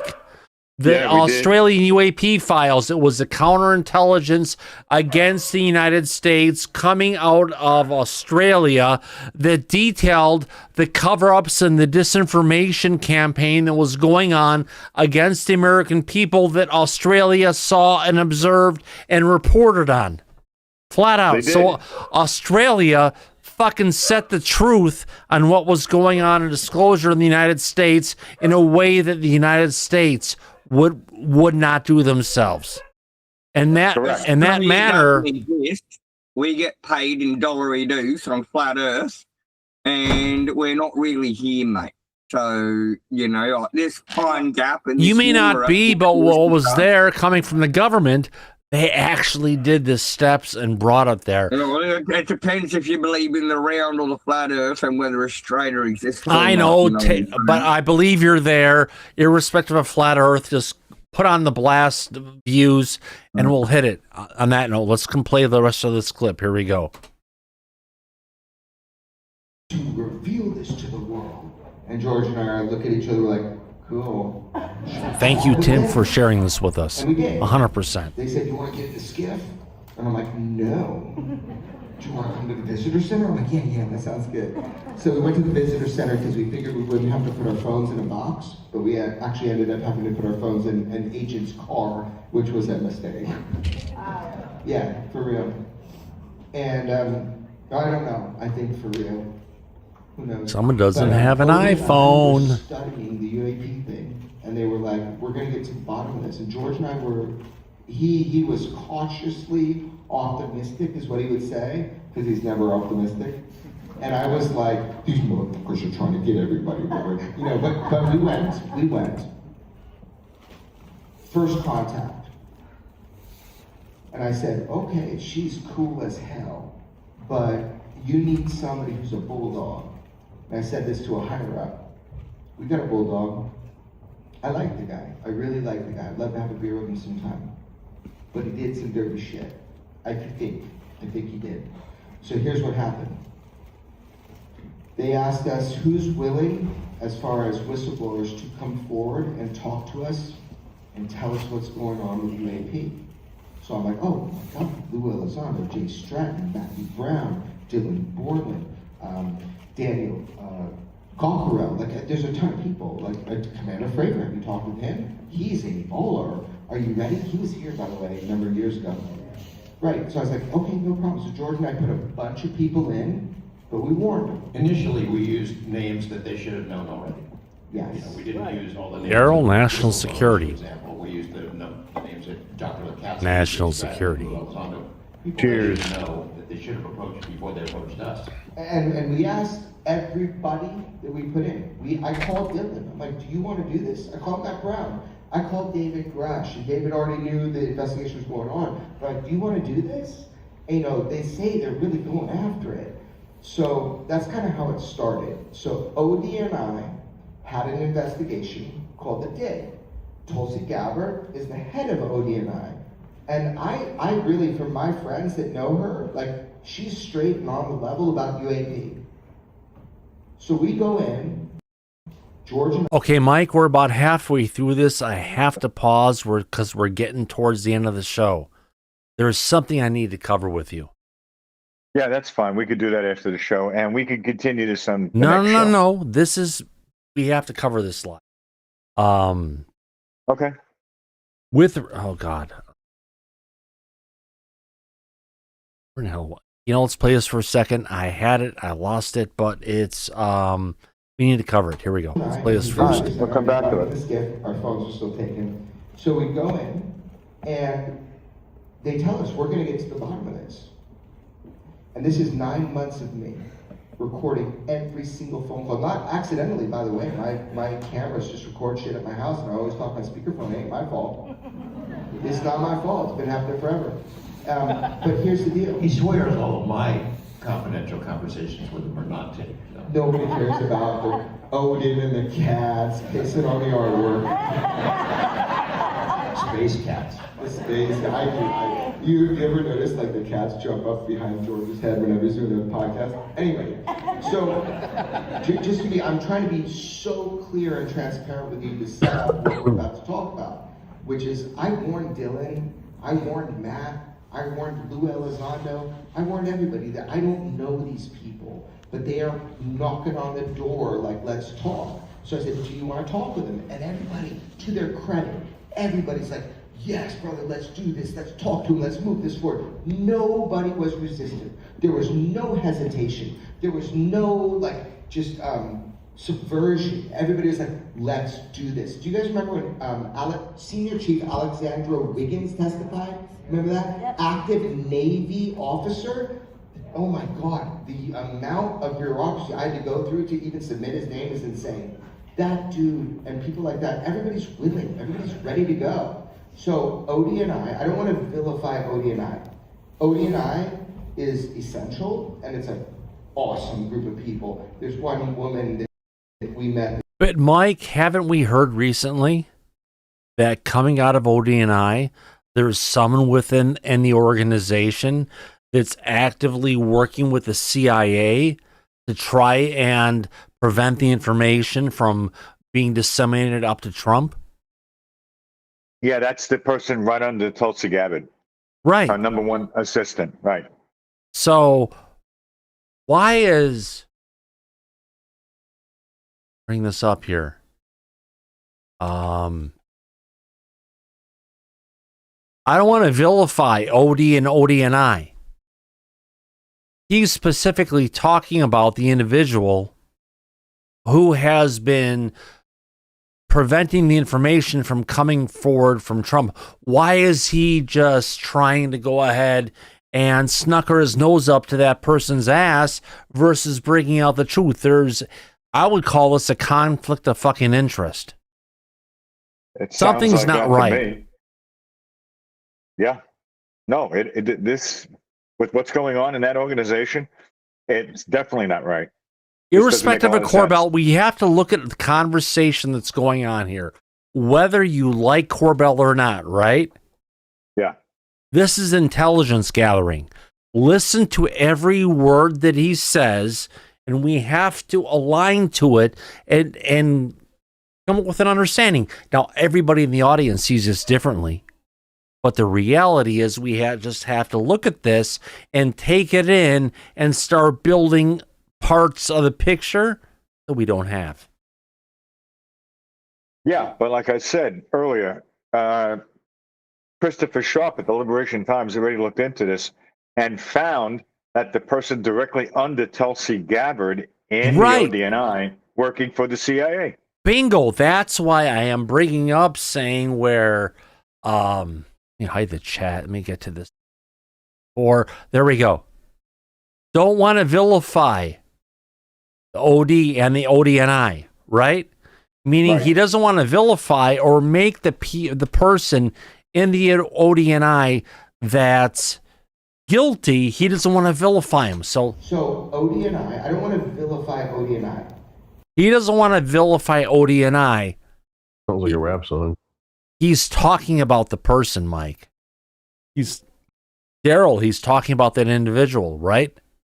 Well, he's trying to say that anyone that knows Tulsi Gabbard knows that she's a straight shooter and she's pro-disclosure. She is, but not the people on her staff. It's been proved not by Christopher Sharp that they're not. Right. And I think that Corbell is trying to go around that. He's trying to go around it. Well, called being a nice guy. Yeah. You want to get information from people, Mike. You don't vilify them. No, you don't. Right? Right. You make them feel good, you make them feel happy, and say that. To even submit, officer, oh my God, the amount of bureaucracy I had to go through to even submit his name is insane. That dude and people like that, everybody's willing, everybody's ready. So he's talking about people within the government, literally, how they see people. ODNI. ODNI, here we go. Is essential, and it's an awesome group of people. There's one. Awesome group of people, Mike, even though they're potentially preventing the process from coming forward. But you have to say they're awesome. Why? Because you want to move the conversation forward and get more stuff out of them. A woman that we met was just so cool in that. Now, a woman that we met was just so cool in that. That's bad because it now narrows it down to who the fuck they talk with, right? Yes, that's right. So let's move on. We'll look at this like intelligence analysts. They're all like really, I think, fighting for the truth, but under the direction of a number. Okay, fighting for the truth under the direction. People. However, during that process, did you watch the Matthew Brown weaponized where he told you his experiences as a whistleblower just trying to go in and testify to the government about what happened? So he's trying to tie in now the accountings of what Matthew Brown testified to, but has Matthew Brown in the past detailed him interviewing with the DNI? Yes. He did an interview with Knapp and Corbell, and he was the one. We covered this on the show. No, there was Knapp and Corbell. That wasn't with the DNI. That was with Representative of Congress. No, he went to the DNI, and he was the one. Matthew Brown was talking about how he did not trust them. They came across, they suckered him in there by telling him that the ODNI is creating a whistleblower protection group, and that anybody who was a whistleblower, they want to interview so that they could get them involved in that group, and that they would then be compensated for the money that they've lost since they've come forward. Now, he went in and he didn't trust them, this dig group that was interviewing him, and they were trying to get information out of him about what he knew, and he didn't like that. So what he did was, when he was having them ask him questions, is he decided to change the tactic that he was using with them to see if they're truly interested in matters of national security and his experience in intelligence. He started to discuss with them that he also is aware that there is something going on with Israel and the attack that took place on January 7th or December 7th, and that he wanted to provide that information to them so they could look into it. What he said is they had no interest in what he was telling them, none. And he knew right then and there that whatever bullshit they were trying to feed him, he knew they weren't there for national security, and he knew that at that point that he's not going to volunteer anything that he hasn't given before. Mike, you said the magic words that made me remember. Now, national security, this is something we're going to take this current saver we have into right now with, can we trust Tulsi's ODNI with respect to national security, everything we know the else? answer to that. The answer is no. Yeah. They've been infiltrated by the CIA. They're running a rogue operation right under her fucking nose, and she's letting them. So why I don't would trust you somebody like share that. the results of the survey by telling people what to vote? I'm not telling people, well, you know what? We have a way, you know, if you have an alternative view, go ahead and tell us right now, because I don't know. Why would you bother voting at this point? no, let's go ahead and say, Daryl, what do you think? How would you vote on this one? Can we trust Tulsi's ODNI, or is the organization infiltrated? Daryl, how would you vote? I'm going to have to say yes. You say yes. Wow. Only reason why is because I'm hopeful that she has the problem is the bureaucracy that's underneath. Yeah. That's in that building. That's in that whole body. That's the problem. Yes. So if she is able to get the president behind her to weed through the deep Right, state, but if she has people in her org, in her number one, who's controlling her staff and everything else, and he can't be trusted, can you trust the rest of the org? But if you look at 82% of her audience says, no, I need to jump to Hollywood, how would you vote on this? Hollywood Herald. Jay Albertson, you're next. Come on. I'm saying the same thing as Daryl. I say no. I don't trust it. Yeah. Just the same reasons. It's the other people in the office that we need to be aware of. The unelected bureaucrats that we need to be keeping our eyes on in the background. That's what I believe. Laura, from your perspective, which is a Yes. more consciousness-based. Yeah, she originally, when she first got into the office, she eliminated 40% of the Yes. office, cut back heavily. I think she missed a 50%. few. It's so August infiltrated. 2025. Yeah, so she missed some. So yeah, there's still some bugs to be eliminated. So right now, would it be a yes or no? I guess no would be the answer. I know, because honestly, it hurts me too, because I'm a big supporter of Tulsi and what she can bring forward. But if her leadership below her and what's being broadcast out across the organization doesn't follow where she's at, she's screwed. Did they ever say? Did she ever say why she went to Area 51? No, that wasn't disclosed. She did go there with Burleson, but they never disclosed what that visit was all about. Let me finish the Matthew Brown story real quick. I can tell you that after he realized what they were doing with him, Believe in the existence of extraterrestrials. you have background going on, Thomas. I'm right sorry, now. guys. Sound effects. That's Yeah, yeah. intended. Okay. That was intended? That was intended, yes. Oh, okay. Sorry. I'll take a hint. No, it's not a bad thing. It's a good thing. Okay. No, it's good. So what I was saying is that they then called Knapp and Corbell in, the ODNI dig group. Yeah. And they started to tell them, to convince them that Matthew Brown is anti-Semitic, which is really funny because he has Jewish members in his family. He went to Hebrew school when he was younger. So they were just trying to convince Knapp and Corbell to put out there publicly that these whistleblowers can't be trusted. They were trying to discredit him. So now Knapp and Corbell know, brought him forward. They know that the things they were saying were not true, and they spoke about that on this interview where they were talking to Matthew Brown about this. So we already know that there's a rogue operation going on within ODNI, and nobody seems to be doing a damn thing to stop it.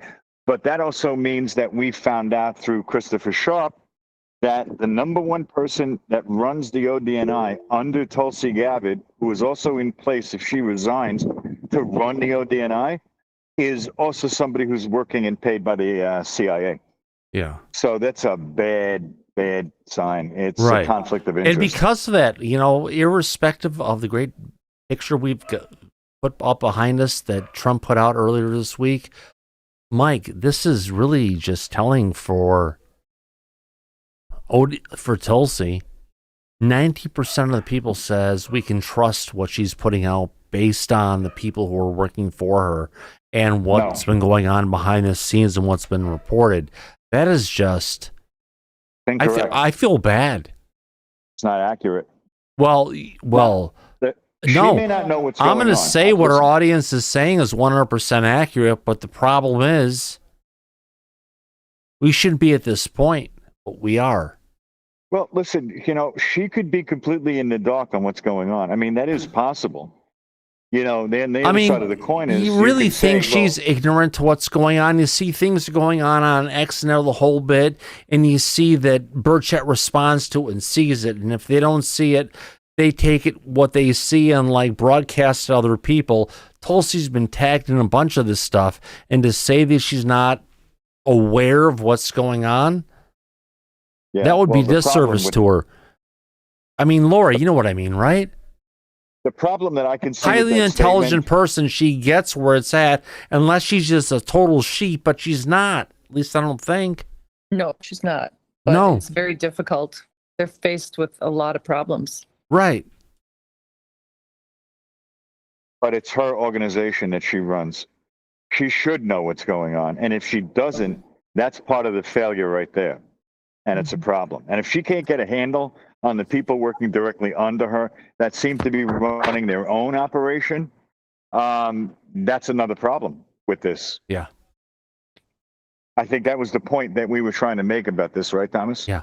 Well, it just comes down to is there may be someone that is a good leadership role in the particular organization, but if they have people below them that are actually warding and preventing their, if you want to call it, their complete picture of where stuff needs to go, and now we're dealing with a secondary agenda. That secondary agenda can get in the way of where someone who's a great leader has the idea to get there, but the people they have in place need to be fired. Because they have their own agenda. And once that comes out, they should be fired. I agree. You're right. Daryl, you know what I mean from a corporate standpoint, right? You have an organization, you're trying to get there. You have someone there who was a leadership, and they're not following the agenda of the leadership. They have their own personal twist to it. And because of that, it's not what we're supposed to go to. It's that twist that we get a lot from these, what do you call it? Paid for bureaucrats who are in an elected position, and it's more of what they want versus what it's there's a old saying that one bad hire spoils three others. Yeah. So you can imagine how spoiled the government is. Yeah. Well, listen, back in August, she fired 50% of the people working at the ODNI. You and I broke that story, if you remember, because I have a friend who's in ODNI. And we got a heads up before it came out publicly that that's what was going on. Maybe some of the people that she got rid of might have caught wind of this and may have made her more aware. Right. But after that hatchet job that went on for budgetary reasons, that didn't happen. And now we see this shit that's going on. Well, I'm going to say it, although we'll get in trouble and hate myself anyway. It appears there are a lot of leakers in the ODNI. Well, I don't know if it was a leak. I know that Matthew Brown himself came forward and talked publicly about the ringer they ran him through and the lies they were telling him. Mm-hmm. And so did Knapp and Corbell. They confirmed that because they got called in and they were told that Matthew Brown is anti-Semitic, and they knew that he's not. Oh. So they saw it for themselves. So this is an operation that's going on to try to discredit these whistleblowers. That goes back to the point earlier when Burchett was saying that there are deep state members within the government that are preventing the president from knowing the truth about what's going on and trying to But bury the it. primary person they have identified who's covering up for the ODNI and the CIA especially is the number 2 in control from the DNI. Correct.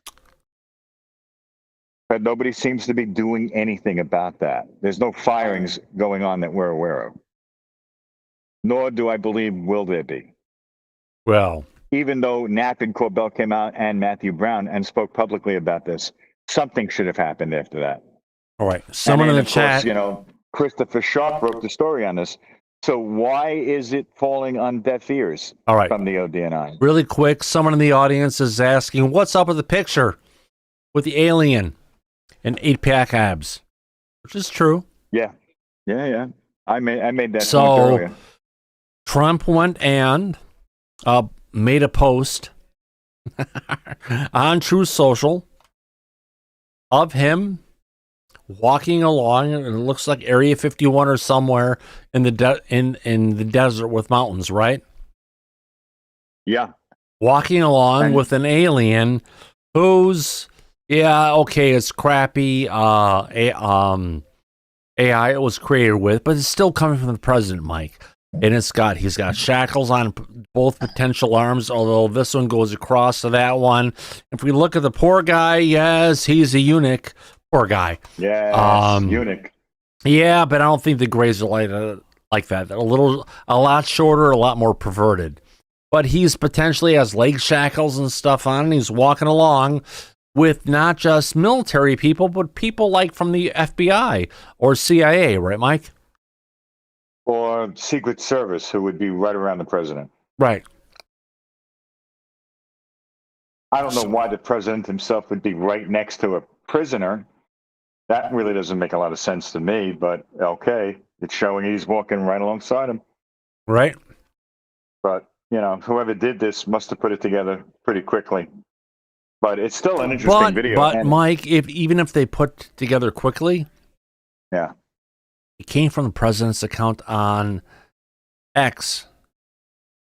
And it wasn't something, and it's not something he reposted. Right. So what? Do you actually think that is like? And gets absorbed. Do you actually think that's like remotely possibly fucking real too? Is that what you're arguing? Do you think Donald Trump is like literally walking down the aisle with this motherfucker? Is that what you're arguing? Is it? No, we're not arguing anything else. We're making points. Yeah, well, that's bullshit, and it's a fucking meme. If you can't figure that out, I don't know what to do. Oh, just take a break. Have some fun. We figured it out. We know what it is.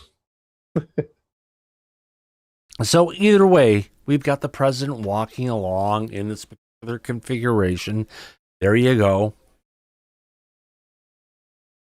Yep.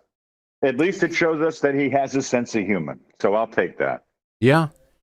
We're serious about not being serious. Obviously And not. then So he's is the got president. this one, which is him going ahead and pressing the buttons. Right? Oh, yeah. That's a good one. With, wow, that almost looks like Ukraine in the shape of that. Coming across, going someplace else, blowing it up. It almost looks like we're trying to blow up asteroids that are incoming to the planet. Not that we're trying to go ahead and blow up countries. We're trying to save the Earth. But there is a nuclear detonation in that. No. That's a detonation. It could be from an incoming comet piece or something. What we're seeing here is Trump acting as a leader to protect the Earth and blowing up the asteroids, right? Before they come in and hit the planet. That's. I think what you're really seeing is Grok. I mean, Trump spent all this time with Elon Musk in the plane. Yep. And he showed him how to use Grok Imagine. Yep. And he imagined some things. Good. He did. Yeah. He typed into the commands on how it worked. Good for him. The other one is we have satellites blowing up satellites. And, of course, Trump is at the command making the choices. This one is more like, that's not Trump, that's Elon Musk. Yeah, looks more like Musk. Pointing off in the distance with the planet Earth behind, with a giant saucer UFO there, and countless... Come on, you...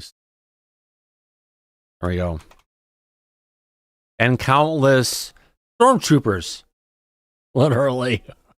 But it's coming from the President of the United States, so it's a bit different than what we normally expect. I'm telling you, he sat with Elon Musk all that way back from China, and they were fucking around. And Yeah. This is the product of them fucking around. Yeah. But, you know, okay, you know what that means? Trump and Elon were talking about aliens. Oh, that's the big kaboom. I just saw it now, God. 2 hours and 16 minutes in, and I finally fucking figured it out, Mike. Yeah. That's the big boom out of this one. Daryl pointed out, we didn't see it. Elon Musk and Trump were talking about fucking aliens. Yeah. That would make sense because we both know that's a hell of a long plane ride. So not only is Trump read in, Elon Musk has been read in. Or they were just joking about how they don't believe any of it. I mean, nah. Which is Oh, their come public on. persona. Don't piss on my lunchbox. Oh, well, there's way better lunch boxes. Yeah, you got to keep your sense of humor about this. Yeah, I look at this like if somebody has just come into this community and wants to find out things about UFOs, and we're talking about red panda koala and I haven't brought it up once this show. You did. What? I haven't brought it up once this show. Oh no! What I'm just saying is it just occurred to me today that people that are coming new into this topic may hear things. They go, "What the fuck does this have to do with disclosure?" Oh, it all goes together. People lose. You guys were talking about earlier. I think Sticko was talking about it. You lose. You get lost in the noise, and the noise becomes your life versus what it was you were started out to try and bring disclosure. Yeah. As long as it's not a religion, we're fine. A revolution? A religion. Oh. And it can't affect a religion. You can turn a religion from one thing into worshiping something and then worshiping the aliens and the alien sun or whatever it could be. You just have to go ahead and just say, let's take a step back and figure out what it is. I'll go with that. Oh, God, yeah. And then some. Yes, indeed. It's been a hell of a show so far. Oh, I know. If I could find it. But, Mike, we haven't said one time anyone's a bullshit artist. And we can't remember. I need to remember to tell people that. We ain't found shit. Yeah. You got to have a fun time. I know, because, it's the end of the show. I'm sorry. It's the end of the show. We don't want to have it, but oh, quiet down. We got to have some fun time. It's been a great time hanging out Disclosure tonight. Mike, thank you for being here tonight. I want to thank the audience. Happy Monday.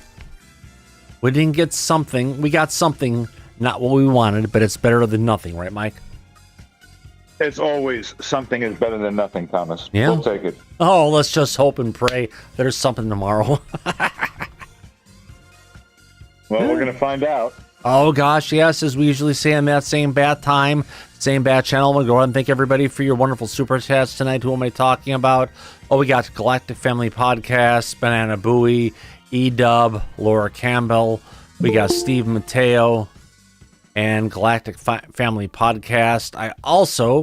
There's somebody else we missed earlier today. Where did that go?